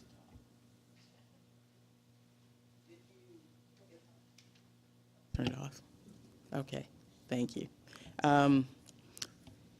When I look at the recommendation, once again, there were two primary goals of the recommendation. We put a lot of stuff in it, but there were two primary goals of the recommendation. One was to incorporate into the department's requirements recognition that severe or beyond design basis events could occur. I mean, that's kind of what we learned from Fukushima and other things. And that, based on the staff's work, I think, has been done with the new version of the order. The second one was to develop, to ensure that the response itself would be adequate in ensuring events didn't deteriorate to the point that they challenged adequate protection of the public, and therefore the people responsible were trained, they had the assets, they practiced, and they demonstrated they could carry out those duties, recognizing this is not an area of perfection. There's no A or A++. It's simply practice and making sure that if you assume a piece of equipment is going to work in a flood, it's not in a floodplain, it's not flooding, it's available for that, to actually to do that. And so for me, I don't have an answer, but for me, the question is, have they done both of those? Are both of those satisfied? Those were the big takeaways from this board member in the recommendation. Ms. Connery? So my biggest disappointment when I saw the deliverables was the response, I'll call it the deficient report versus the deficiency report. The response to a deputy secretary's request for information from the site level was, I thought, shocking in terms of its brevity and it's basically having been not vetted.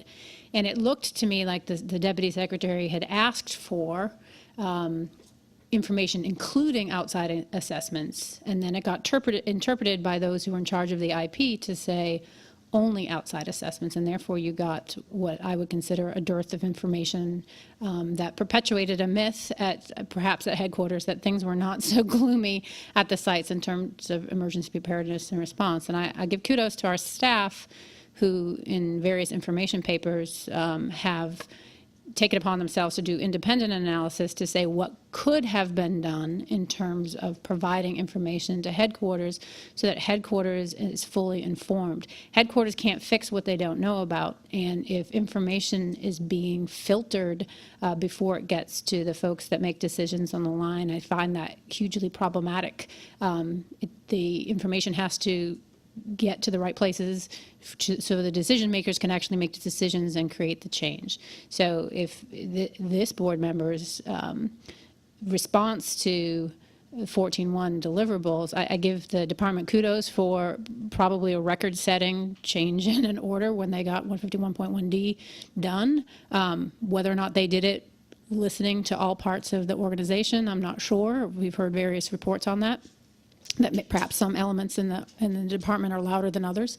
But when it comes to the fact of were the deficiencies adequately represented to the highest levels of the department, I don't think that took place, and I don't think that's taken place to date, and that's why I believe that this is still an ongoing issue that the department has to take a look at and make sure that they have the information to judge for themselves whether or not there's an issue that has to be dealt with structurally or from any other point of view.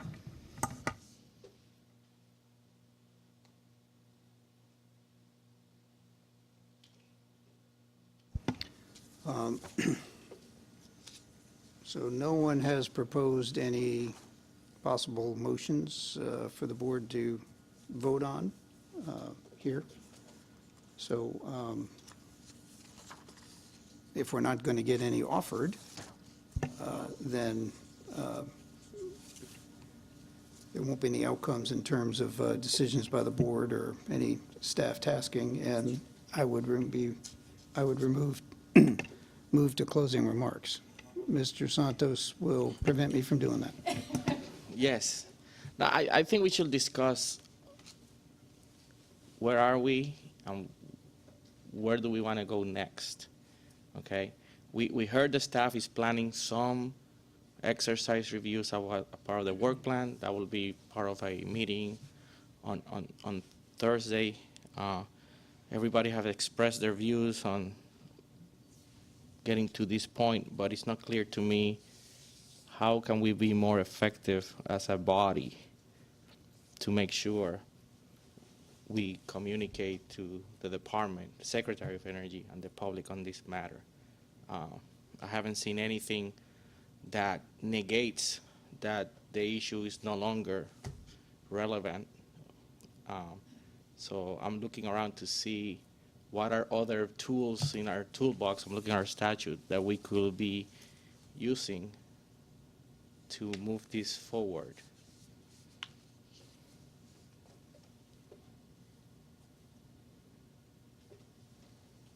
Again, questions are easy, answers are hard. So anybody care to answer, Mr. Santos? I still see challenges with the first recommendation that have been compounded as I learned through structural issues at the department, the way the IPs are trying to be implemented. And I'm not confident just that execution of those will get to satisfaction of the first recommendation. On recommendation 2, I see that 151 Charlie got changed to Delta, but I haven't seen or I'm confident that the implementation issues that existed with Charlie are still going to be addressed. So I was wondering if we need additional communications with the department, whether it's meeting, recommendations, what have you, because time is not going to fix this.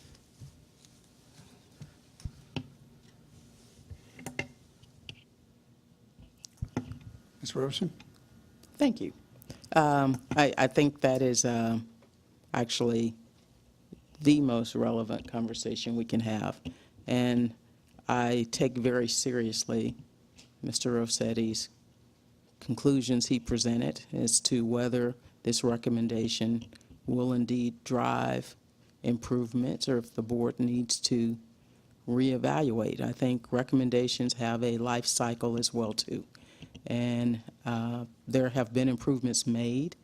There have been actions taken. There have been corrections done. I'll make sure I use both words. So the question is there more to drain out of this recommendation, or should the board consider some other alternative? Ms. Conrad? Well, as the staff testified, we're waiting for one more deliverable. I don't think it's going to be a panacea, so I don't have a lot of optimism that that's going to solve all of our problems. But as the chairman pointed out, we've got new individuals at the department whose interest in this subject has not yet been made evident to us. We assume that they will be interested. With Mr. Hopkins taking over as the Associate Administrator for Emergency Operations, I personally would like to have a conversation with him, and I would hope that the board would want to have a conversation with him too. I know that the Chairman has been looking to have a conversation with the Secretary of Energy, which I think would be also very helpful in pointing out the concerns that the board still has in this area. I still believe that we ought to move forward at some point with a hearing and hear from the field offices about how they feel this is being implemented, the 151.1 Delta is being implemented, and how they feel the recommendation has improved the situation in their particular emergency preparedness and response operations. So if you talk about tools in the toolbox, I would love to see a hearing go forward at some point in time. In the meantime, I think having conversations with the folks that will be responsible for this so that they understand our concerns, and hopefully they're out there watching now, would be extremely useful. So I tend to agree with the staff statement that the current 14.1 may not continue to drive any meaningful corrections or improvements. So previous secretary made statements like emergency preparedness and response, infrastructure capabilities and resources are of great importance to me and DOE senior leadership.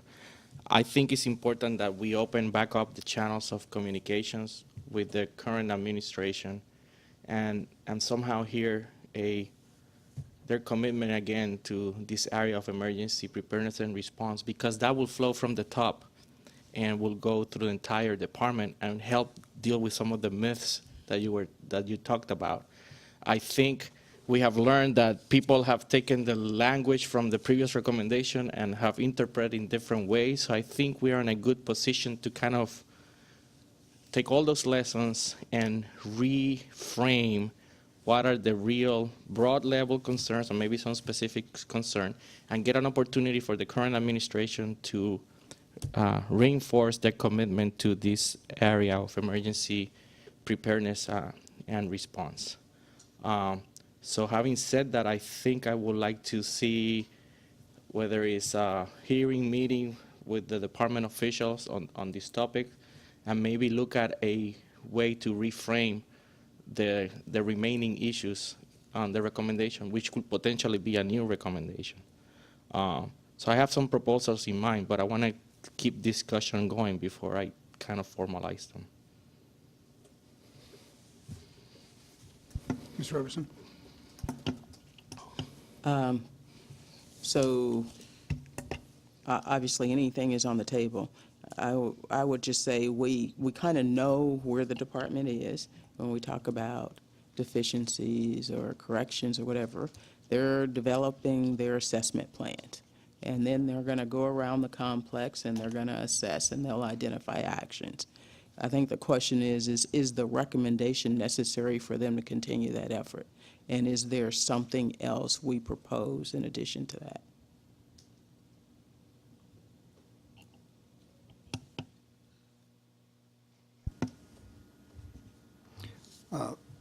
Okay, so I'll just point out that, again, in our statute, we make recommendations. The secretary makes an implementation plan and executes the plan. The statute is silent about any further board role.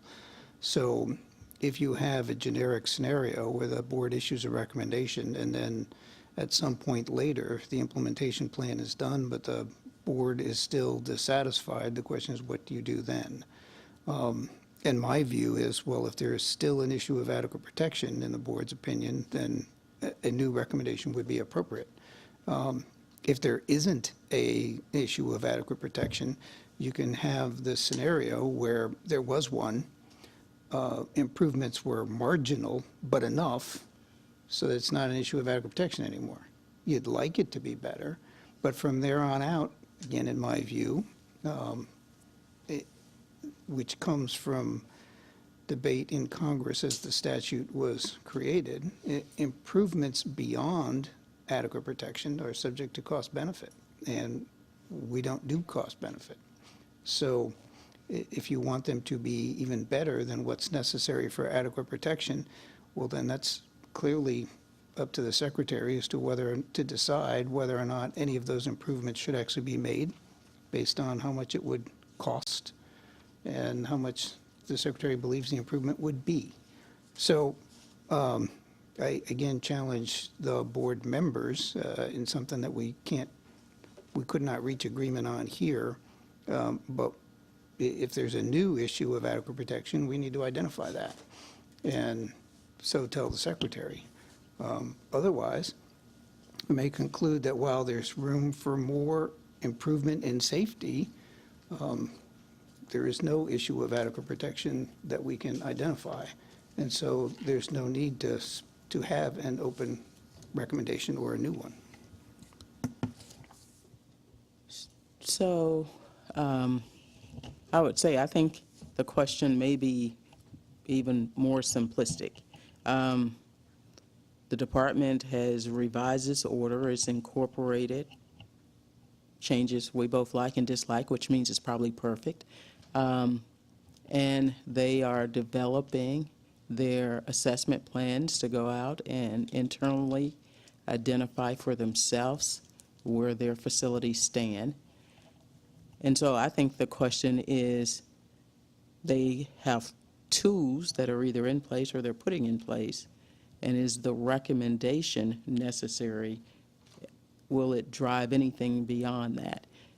And so from an adequate protection standpoint, and we know this because our staffs and even some board members are still evaluating their demonstration training exercises, the question is, will implementation bear the fruit that we sought? Because that was the fruit that we sought, not just the paperwork changes, the actual demonstration in the field, will it bear out with or without the recommendation?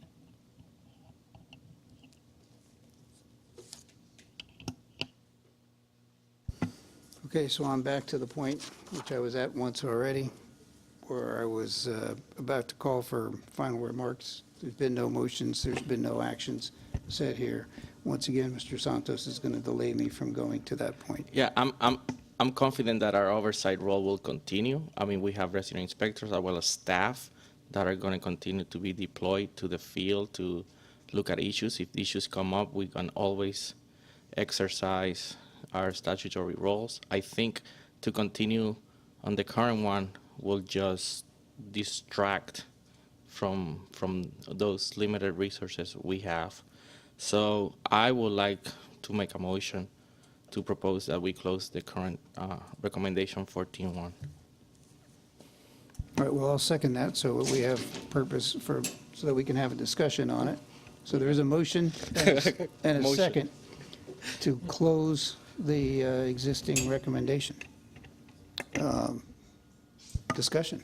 Ms. Connery. So shockingly, I'm going to vehemently oppose closing the recommendation before we even have the hearing that we were supposed to have a conversation with the Department of Energy. I see the relationship with the Defense Board. We provide an oversight role, but we are also in constant dialogue with the department, and they get to make the choice as to what is a cost-benefit analysis. We shouldn't be second-guessing that. We should put forward our best analysis of the safety issues at those facilities. Again, we identified in 14.1, and we continue to identify structural challenges within the department that mean that they have issues with adequate protection. If we close this recommendation and can't come to an agreement on a new recommendation because we don't see that there's an issue of adequate protection, or we cycle the staff again with another recommendation that we either send forward or don't send forward, I think this sends a terrible signal to the Department of Energy about our commitment to follow through on recommendations that the board felt strongly upon at the time. And simply, you know, if you opposed it at one point in the past, or if you weren't the author of it, once the board decides to go forward with the recommendation, I think it's incumbent on us to see it through. We haven't even seen the final deliverable. And I understand Ms. Roberson's point as to whether that will happen or not if we close the recommendation. I'm not confident that it will happen if we close the recommendation. And so this is a tool we have in the toolbox. It's a tool we started using. And I think that it is problematic to close the recommendation before the implementation plan is even finished, as flawed as the implementation plan was, particularly before we had a conversation with the Department of Energy, which was supposed to have taken place today. Mr. Hamilton. I'd like to address Ms. Roberson and ask her to field a question because you were the one here. Three of us weren't here when 2014 was created, and you were kind of the remaining advocate for it. So I'd like to ask you, and I also say I appreciate your comments about the context of the times that 2014 was created. 2014 was an amalgam of things, no one specific item that in itself would rise to the level of adequate protection, but a host of things collectively that did. And a lot of those things, as Mr. Rossetti has pointed out, have been chipped away, corrected, but not all of them, and certainly it's not a complete implementation, and there's a lot of shortcomings. But given all of that, if we were to start from scratch today, do you think we would have enough of that amalgam of things to once again rise to the level that 2014-1 did, if that makes sense? Thank you. Well, in my own opinion, I think we could have an amalgam, to use your words, Mr. Hamilton, to rise to the level of potential challenge to adequate protection, primarily focused on execution. I think the order's been changed. Like I said, there are things we like, there are things we don't like. It's not our order, it's their order. And I would say in the order itself, it is a good basis. I will also say when the board issued the recommendation, it not only believed, but said so in the recommendation that the previous order could have worked as well, too. So the focus was always on the demonstration of assurance and the capability to respond. And I do, based on our staff reviews, believe we have challenges, and I do believe we could. Might it look different than this recommendation? For sure, it would, in my mind. Thank you. Mr. Santos? Yeah, I just want to clarify my motion a little bit, just to make it a little bit more complete and tie some of the elements I talked about. I think what I'm really after is a communication to the Secretary of Energy that can communicate the intent to, close the recommendation, but use that communication as an opportunity to encourage a response on their continued commitment to emergency preparedness and response, and maybe use it to highlight some of the additional issues associated with implementation or structural issues that I described here. So my motion is to have a task the staff to generate a letter to the Secretary of Energy that communicates the intent of the board to close the recommendation and communicate some of the other outstanding issues that we will continue to be providing oversight to. Point of order, Mr. Chairman. Yes, Ms. Connery? So that's fundamentally different from the motion that was made and seconded. So I would move to table the first motion until after the second motion is. All right, so once there's a second to table, then we can't talk about the first motion anymore. We have to vote on the motion to table immediately by our procedures. So just before we get to that point, I tend to agree. I seconded a motion that I think was about 5 words. And now we're not at 5 words. So, yeah. Discussion. I think they don't conflict. Well, they don't, but they weren't the same motion. That's correct. There's different ones. Okay. Let's treat it as separate.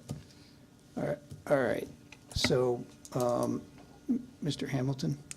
I'd like to ask about the word intent in what the general counsel has typed up here. Oh, I haven't. Except that it's now not showing there.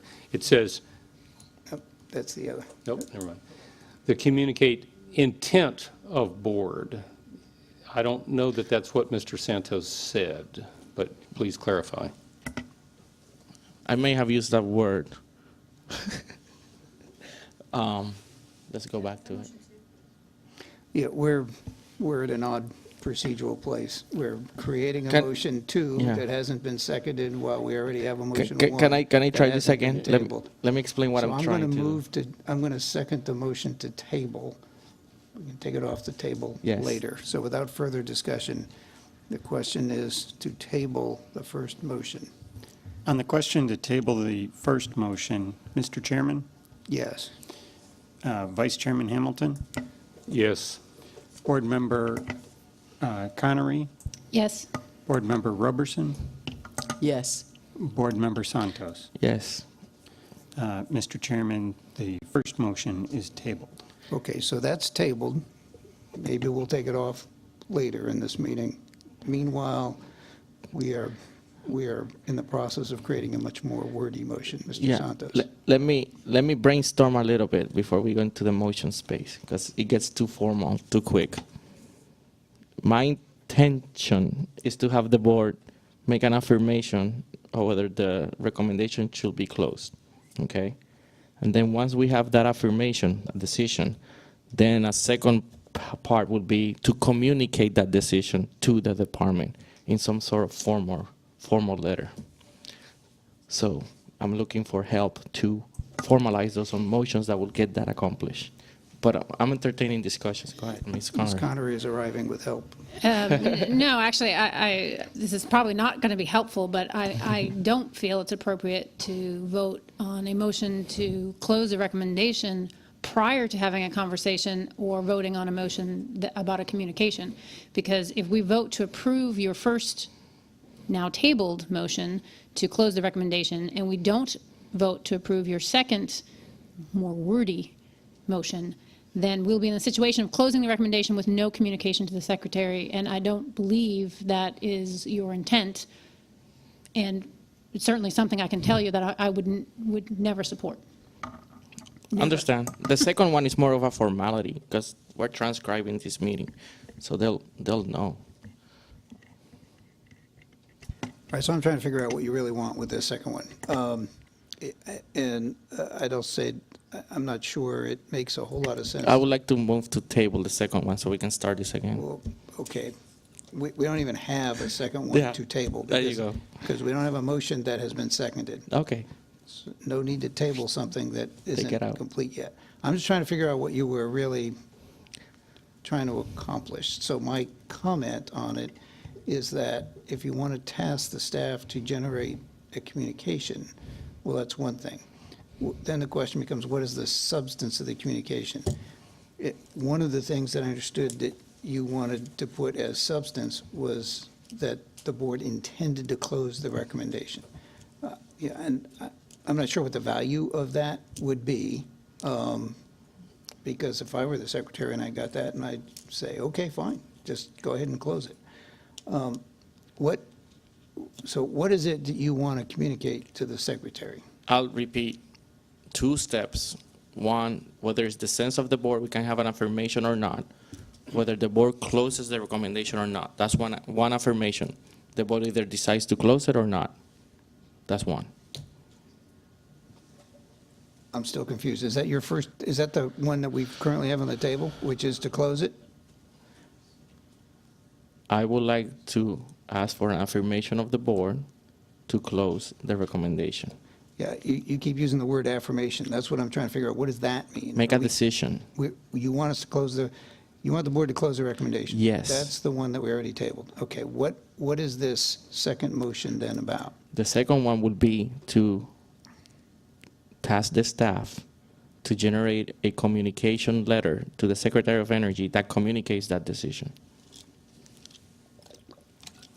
All right, well, and is there anything that you're seeking to put in that letter other than the board has closed the recommendation? We could include, and we can have the discussion on it, our ongoing and continued oversight efforts in this area. Okay, so there's a motion for this, this second motion, but the second motion has not been seconded yet. It shouldn't be because it's dependent on the first one that hasn't been made yet. So can I make a motion? Since this hasn't been tabled. You are full of motions, aren't you? Yes. Okay, what do you want to do now? Ask the board to close the recommendation. Just one motion. All right, so, That's been tabled. well, it's been tabled, but we can take it off the table. So all right, so as I understand, there really is no second motion here that you want to consider. You're just telegraphing that if the first one gets approved, then you want to make another one. Correct. All right, now I got it. So then the correct thing to do, and we're not necessarily there yet, would be just to make a motion to take the first one off the table, which would then put it back into the discussion mode and for possible action. Yes, I would like to make a motion to untable. All right. How am I doing, Mr. Parliamentarian? There's a motion that has not been seconded to remove from the table and continue discussion of the motion to close recommendation 2014-1. So if there's a second, you can proceed with the motion to remove from the table. All right, so I'll make a second, but unlike the motion to table itself, we can talk about this one before we vote on it. So we have a motion and a second to take off the table the first motion, which was a motion to close the recommendation. Ms. Connery? So the reason why I motioned to table it is because I don't think that that's a conversation that should be had until we have a conversation about what else would happen after that. So my motion to table was not specifically to table it until after Mr. Santos decided what his second motion was. My motion to table was to motion to table it till after this meeting, and if somebody wants to put forward an RFBA to close the recommendation, we would do so through notational voting, or perhaps have a subsequent conversation about alternatives to the motion to close. I think it's premature to have a motion to close at this point in time when we have not exhausted a conversation about what would replace it and what we would want to do going forward to ensure the adequate protection of this recommendation without replacing it with something else. Okay, so we're still talking about the motion to take off the table. Any other board members want to comment before we take a vote on whether or not to take the first motion off the table? Ms. Roberson? No, you answered my question. I just wanted to make sure of what we were discussing. I'm good. Okay, seeing none, General Counsel, would you call the roll? Mr. Chairman. Sure. Motion is to remove from the table and allow further discussion on the motion to close recommendation 2014-1. So on the question of removing from the table, Mr. Chairman. Yes. Vice Chairman Hamilton. Aye. Ms. Roberson. Yes. Mr. Santos. Yes. And Ms. Connery. No? Mr. Chairman, 4 votes in favor, 1 vote opposed. The motion carries. Thank you. So now we're back to the motion, which was to close the recommendation 2014-1. Again, we're still deliberating. Any other board members want to say anything about whether or not we should close the recommendation?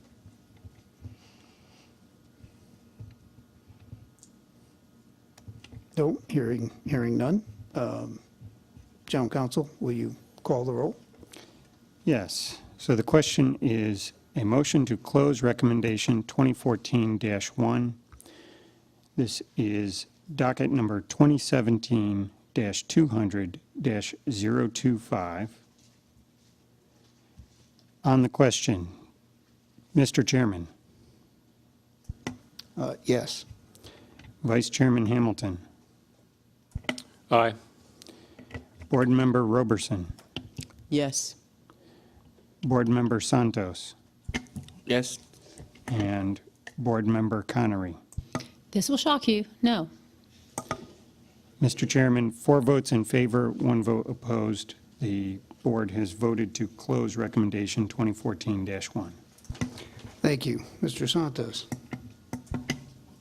Brainstorming, no motion yet.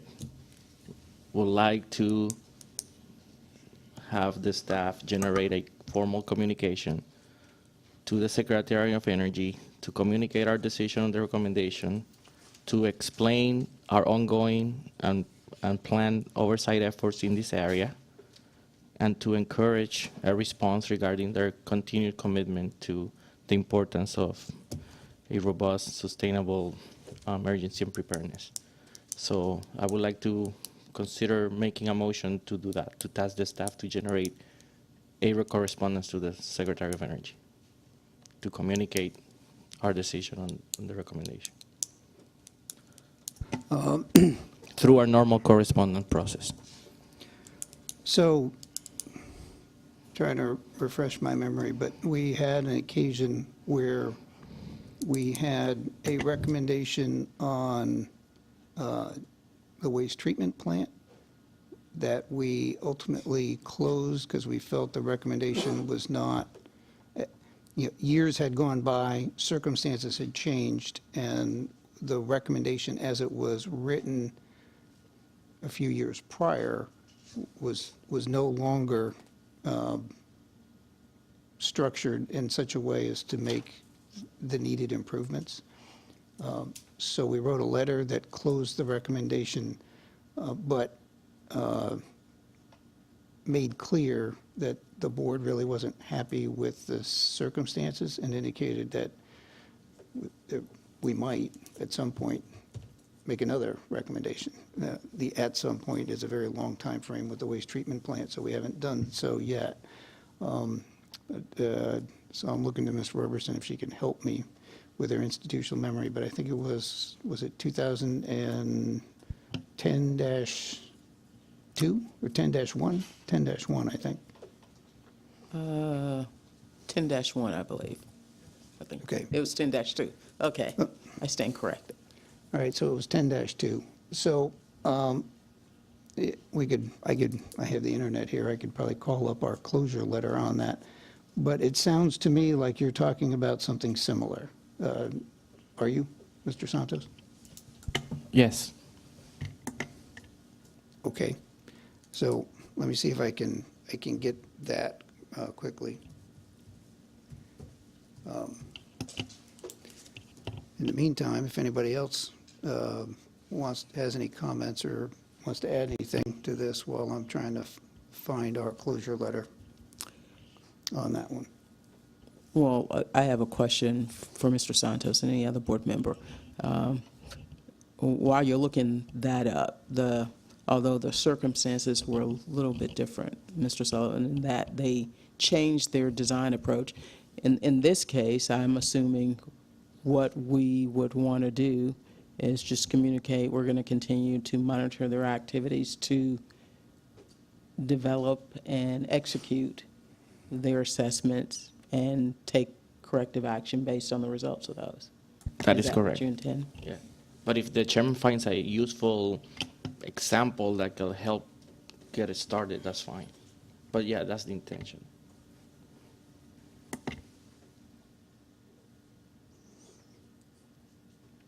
All right, well, I've been frustrated by our own IT because the page for 2010-2 says we closed it on January 28, 2014, but didn't have a link to the closure letter. So I'm sure I'll be able to find it at some point, but trying to do that and, all right, so somebody else can keep talking then while I'm looking for the letter.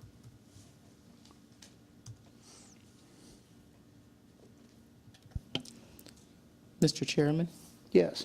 we could just put words into the proposal to use that letter as a model. All right, well, feel free to keep working with the general counsel to get a motion here that somebody may second. It's your recommendation, Mr. Santos. Do you want to add anything? Please go ahead. Yeah, go ahead, suggest.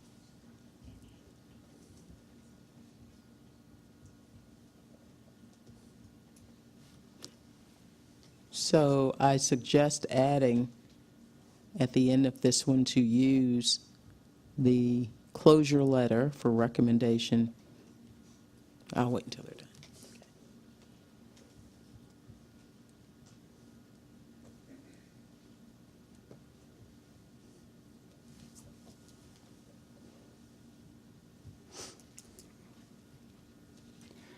All right, meanwhile, I'm going to make a motion that we get rid of our website and just use the department rep's website. I have the letter. I'll second that motion. We All right. voting? Are we voting now on your motion? So I just, right, for sake of discussion, so on January 28, 2014, we closed recommendation 2010-2 dealt with pulse jet mixing at the waste treatment and immobilization plant. And we noted that that the Department of Energy had developed an entirely new approach, and based on the approach, the board found that the individual sub-recommendations in recommendation 10-2 were no longer relevant, but then stated 4 underlying issues that the board felt remained unresolved. And finally concluded with the fact that the board would continue to monitor and review the design and construction and will advise as necessary to ensure the adequate protection of public health and safety. So let's see now what we have for wording. And so General Counsel, would you read what you think is the motion that Mr. Santos is making? Motion is to task the staff to generate. The motion is to task the staff to generate a correspondence to the Secretary of Energy that communicates the board's decision to close recommendation 2014-1 and explains the board's ongoing and planned oversight efforts in this area, and encourages a response regarding the board's continued commitment to the DOE's continued commitment to the importance of a robust, sustainable emergency preparedness. The staff are directed to use the closure letter to recommendation 2010-2 as a model. You said preparedness and response, just to be complete. Emergency preparedness and response. Dan, Mr. Santos, I have a question about, sorry, he's moving that. Encourages a response. Are you stating that you want a reporting requirement from the department, or are you saying we just encourage them to write back to us whenever they feel like it? Yeah, we cannot control if they want to write back or not, but I'm just noticing that previous secretary had made a commitment regarding the importance in this area. All we can do is encourage to get the stance on the current administration. Well, you asked about tools in our toolbox. We have Yes. a tool that is a reporting requirement in our toolbox. So we have the ability to have the secretary write back to us or communicate back with us, Yeah, rather than just encourage. yeah. But no, I'm okay at this time. Can we add yeah, do we need a deadline for this stuff within, like a deadline for the staff to provide the communication, the correspondence? So let me just make sure I'm clear. Mhm. On the last question, Ms. Connery asked you if you actually wanted an affirmative response from the secretary, and you said no? It's up to them. We cannot force them to write to us. We can, actually, as Ms. Connery was pointing out. It's the reporting requirement in the statute. Okay, I'm trying to figure out if we have a motion that has been seconded yet, then thereafter we can do I would friendly like to add amendments if we I want would like change to it add a further. deadline for the staff to deliver that. So within 15 days of this action, 15 days, 15 calendar days? So 15 business days. 15 business days, which is 3 weeks plus a holiday. We have a holiday in the next 15 days, I Probably. hope. Is that reasonable? Okay, Yeah, maybe if we not. can add that. Okay.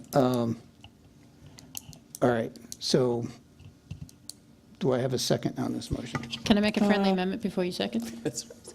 Well, no need to friendly amend a motion that I understand that. not yet under discussion.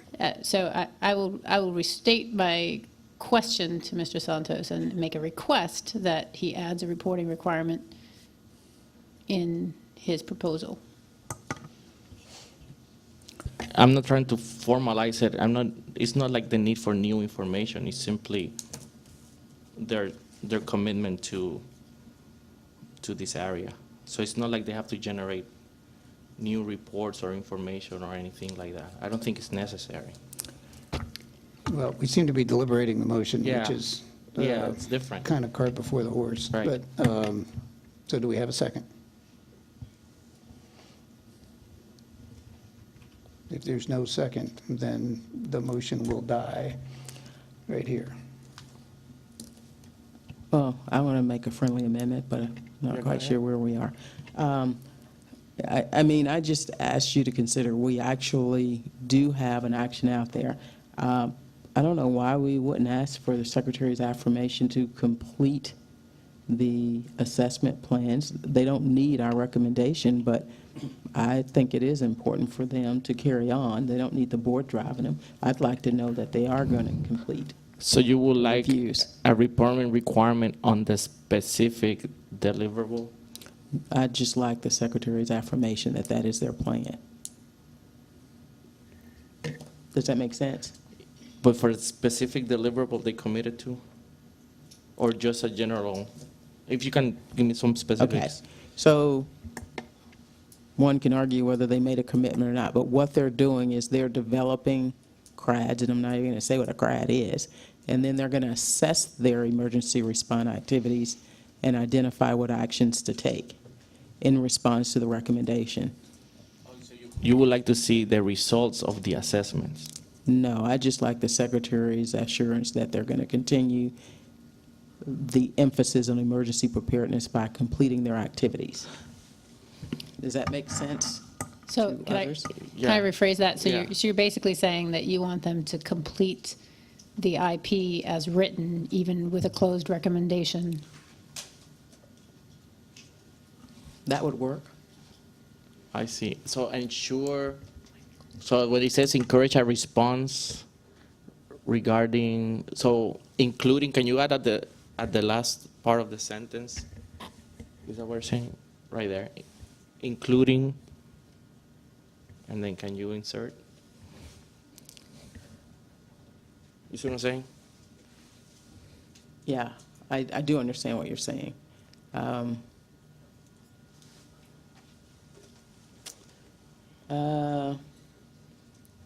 You know, An affirmation? I just wanted, we're brainstorming here, we can go back and forward. So let me try to see if I get what you said. Including an affirmation of their commitment to complete the actions as specified or detailed in their implementation plan? close enough. And we're still only encouraging a response on that? Or Ms. Roberson, are you saying that you would like to require them to do that through a reporting requirement? I would like to convince Mr. Santos to have a reporting requirement.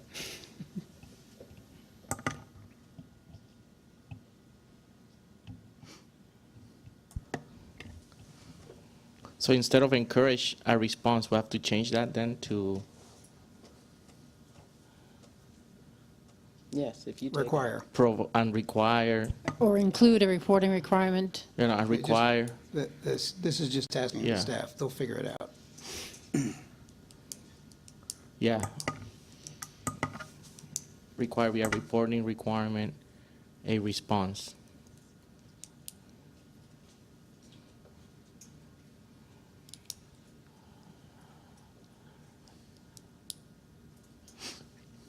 Okay. It's kind of wordy right now.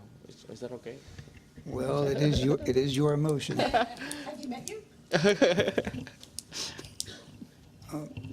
Okay, Mr. Santos, if you're done, I will once again ask for a second. Yeah, let's try that. Second. All right, so we have a motion and a second. So now we are discussing this motion. All right, I'll just start out by saying, I think it is,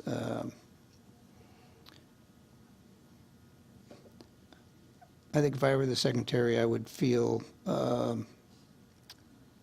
would feel that it was completely unnecessary for this defense board to ask for an affirmation of my commitment to emergency preparedness and response. I think the secretary would certainly be committed to it, and is certainly going to say that he's committed to it. And requiring via reporting requirement that he say that, I think is unnecessary of a cabinet-level official. In principle, I don't disagree with what you're saying, but, you know, we don't have a letter from him with those statements. We have it from with prior secretaries, so this is a good opportunity to talk to the board So directly. I just point out that this simply directs the staff to generate something. I'm sure the staff can figure it out. Well, again, we have a secretary who was nominated by the president and confirmed by the Senate, so I don't think he has to turn around and then tell us that, no, he really intends to do the job. No, again, part of my purpose of this, you talked about leadership, you talked about the models, the message it sends all the way down. I think it's important and it will be a very powerful tool for everybody to have that in black and white. That's all. I understand what you're saying, I just disagree with it. Okay. so, I actually do feel strongly that we should ask for the Secretary's commitment to complete the actions. It is, generally speaking, we board members can all have different opinions, but I think in total, we did not vote to close the recommendation because we think everything that needs to be done is done. I voted to close it because I'm not sure we need the board driving through a recommendation to do what needs to be done. Okay, so if the words up there said that we were seeking a reporting requirement, requesting whether or not, despite the board's closure, the secretary intended to complete the actions that, from the implementation plan, and if so, to tell us when he expects that they will be complete, that I could support. It is the rest of those words up there that I think are asking the secretary to make a statement to us that I don't think the secretary owes us. I think he owes that to the United States Senate. I think he owes that to the president. I don't think he owes it to us. Ms. Conner, yeah. So a cheap and easy way to fix that is a response regarding DOE's commitment to the importance, blah, blah, blah, through an affirmation of DOE's commitment, and then rely on the staff to formulate the words, which will go into orange folder, which we would then be able to amend. But the commitment to the importance of a robust, sustainable emergency preparedness and response, including through an affirmation to complete the action, or, sorry, skip including, through an affirmation. In other words, that affirmation would be the DOE's continued commitment to the importance of a robust, sustainable emergency preparedness and response. So you're proposing a friendly amendment to replace the word including with through? Yes, and I would believe that would also obviate the need for the comma. Okay. Hang on a second there. Mr. General Counsel, I think you're jumping the gun. There was a friendly amendment proposed. We've got to wait to see if it's been accepted before we change the words. Did you? Yeah, did you- I accept that. Oh, okay. All right. I'm hoping that alleviates your concerns, Mr. Chairman. No, it doesn't. I would propose a friendly amendment that, that deletes everything between the word regarding. So where it says, the board's ongoing and planned efforts in this area and require via a reporting requirement, a response regarding, and then I would just go from there down to DOE's commitment to complete the actions as specified in the implementation plan. So that's, I would, yeah, you need one of those regardings in there.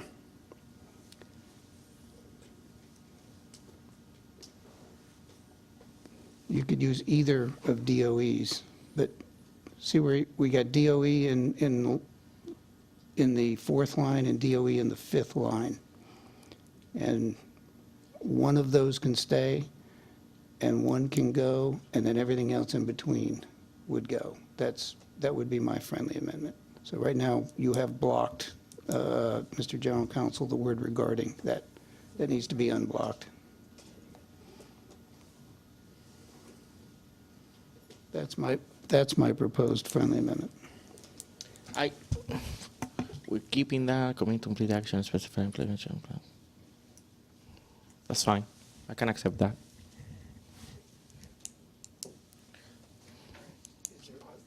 Is there other discussion? All right, Mr. General Counsel, would you now read the motion as it exists?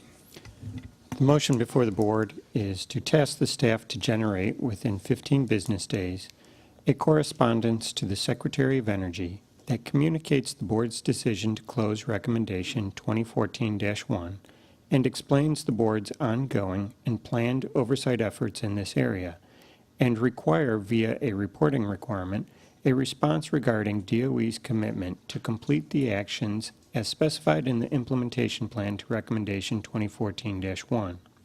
the staff are directed to use the closure letter to recommendation 2010-2 as a model. Okay, we have a first and a second. Do we have any further discussion? Mr. General Counsel, will you call the roll?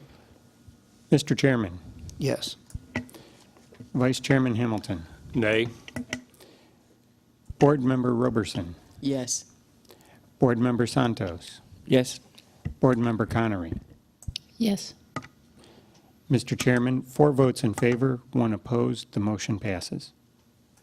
Thank you. Are there any other motions that board members wish to make?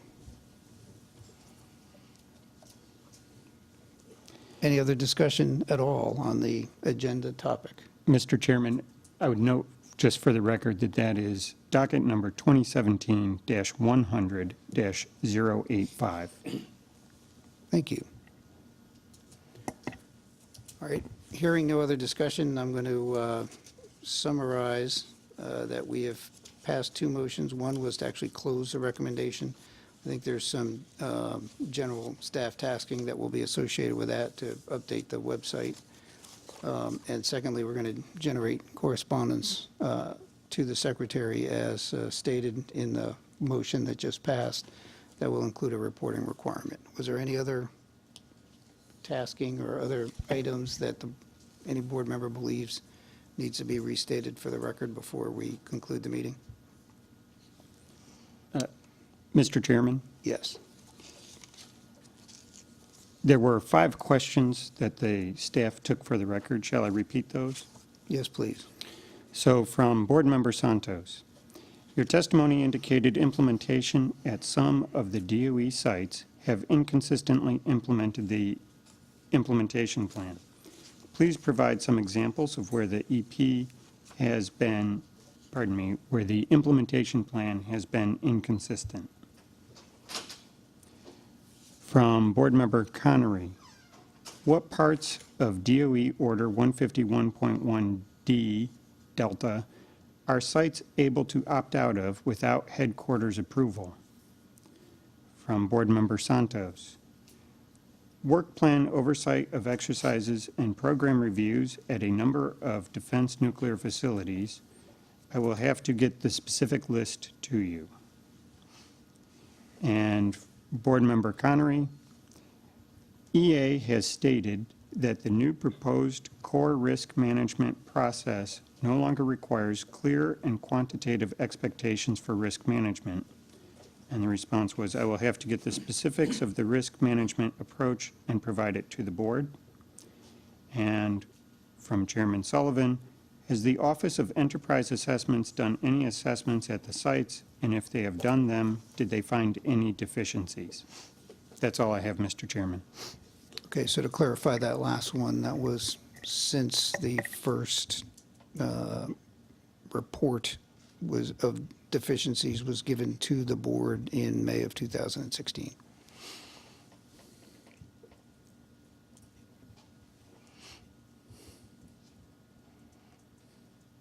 Okay, any other comment or discussion on those questions for the record?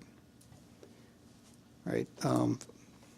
Again, before I move on, I want to ask the board members if they want to hold the record of our 2 votes open for written comment to be added afterwards. And if Yes. so, I would propose three business days.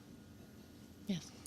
Okay, so if there's no objection, Mr. General Counsel, hold the record open on those 2 votes for 3 business days to provide for board member written comment.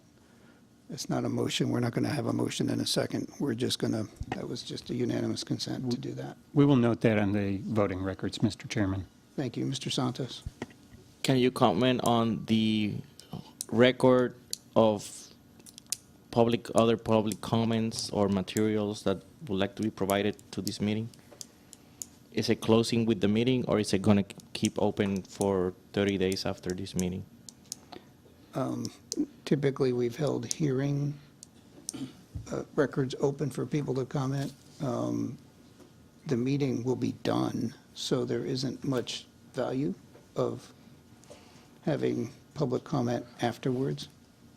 I would like to ask the board, I would like to make a motion to keep the record open for 30 days. All right, so there's a motion. Do we have a second? All right, I'll do it. no motion, no second. We won't vote. Thanks. All right. So is there anything else, board members? Not, I'm going to call for, I was just going to make sure that Ferguson? I heard Mr. Santos say 30. I heard Ms. Connery say 3. Did we, you said no? It's different things. One is for our Public. comment on our votes. The other one for any public comments or any other member that would like to provide any comments, similar to what we do with hearings. all right, so if there's no other discussion, I'm going to call for, Because we're treating it differently than a hearing for that purpose. I do have a comment on Mr. Santos' ahead. proposal. I do think 30 days is a long time, but I do support keeping the record open for some period of time, What's reasonable? 7 business days. Okay. I'll make a motion to keep the record open for public comments for 7 days. I presume you're going to second that? I second it. Okay. So now we have a motion and a second to keep the record open for 7 business days to allow for the public to provide additional comment. All right. Is there further discussion on that motion? If not, General Counsel, will you call the roll? Motion to keep the record open for 7 business days to allow the public to submit written comments. On the question, Chairman Sullivan, No. Vice Chairman Hamilton, Aye. Board Member Roberson, Yes? Board Member Santos, Yes. Board Member Connery. Yes. Mr. Chairman, the vote is 4 approved, 1 disapproved. The motion carries. Okay, thank you. Is there any other business before the board? All right, then before we adjourn, I give the opportunity to each board member to make an individual comment. I'll start with the vice chairman.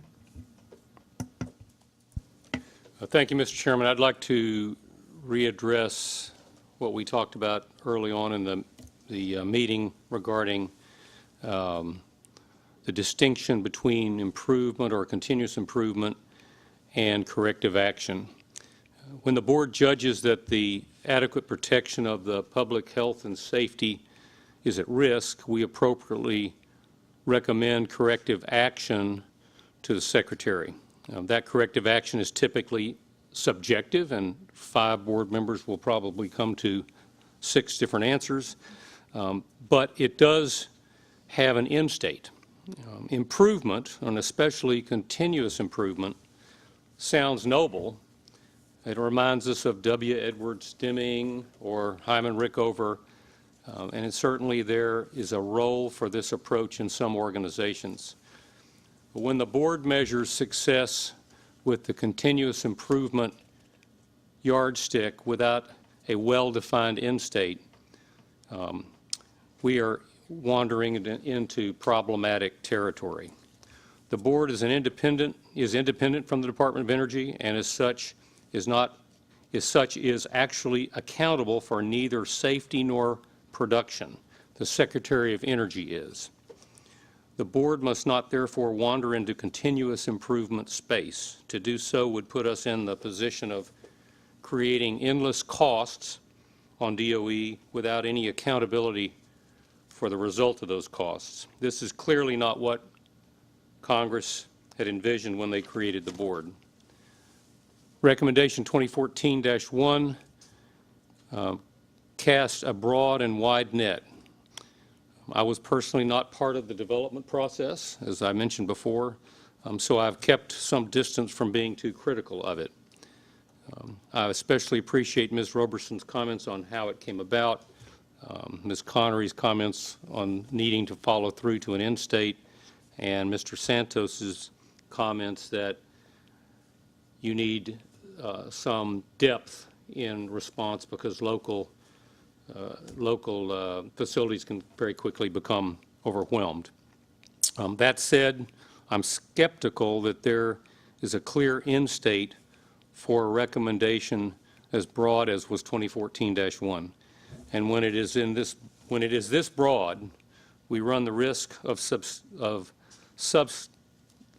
we run the risk of substituting a clean end state to correct a situation with one of continuous improvement. And as I've said, DOE's continuous improvement is not our mission. Thank you, Mr. Chairman. Thank you. Ms. Robertson? Thank you, Mr. Chairman. First of all, I'd like to express my appreciation to my fellow board members for engaging in the conversation. I think it was valuable.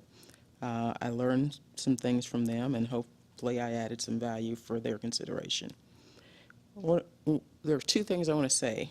One is the action we just took should not be read as a lessening of concern or focus on emergency response or preparedness.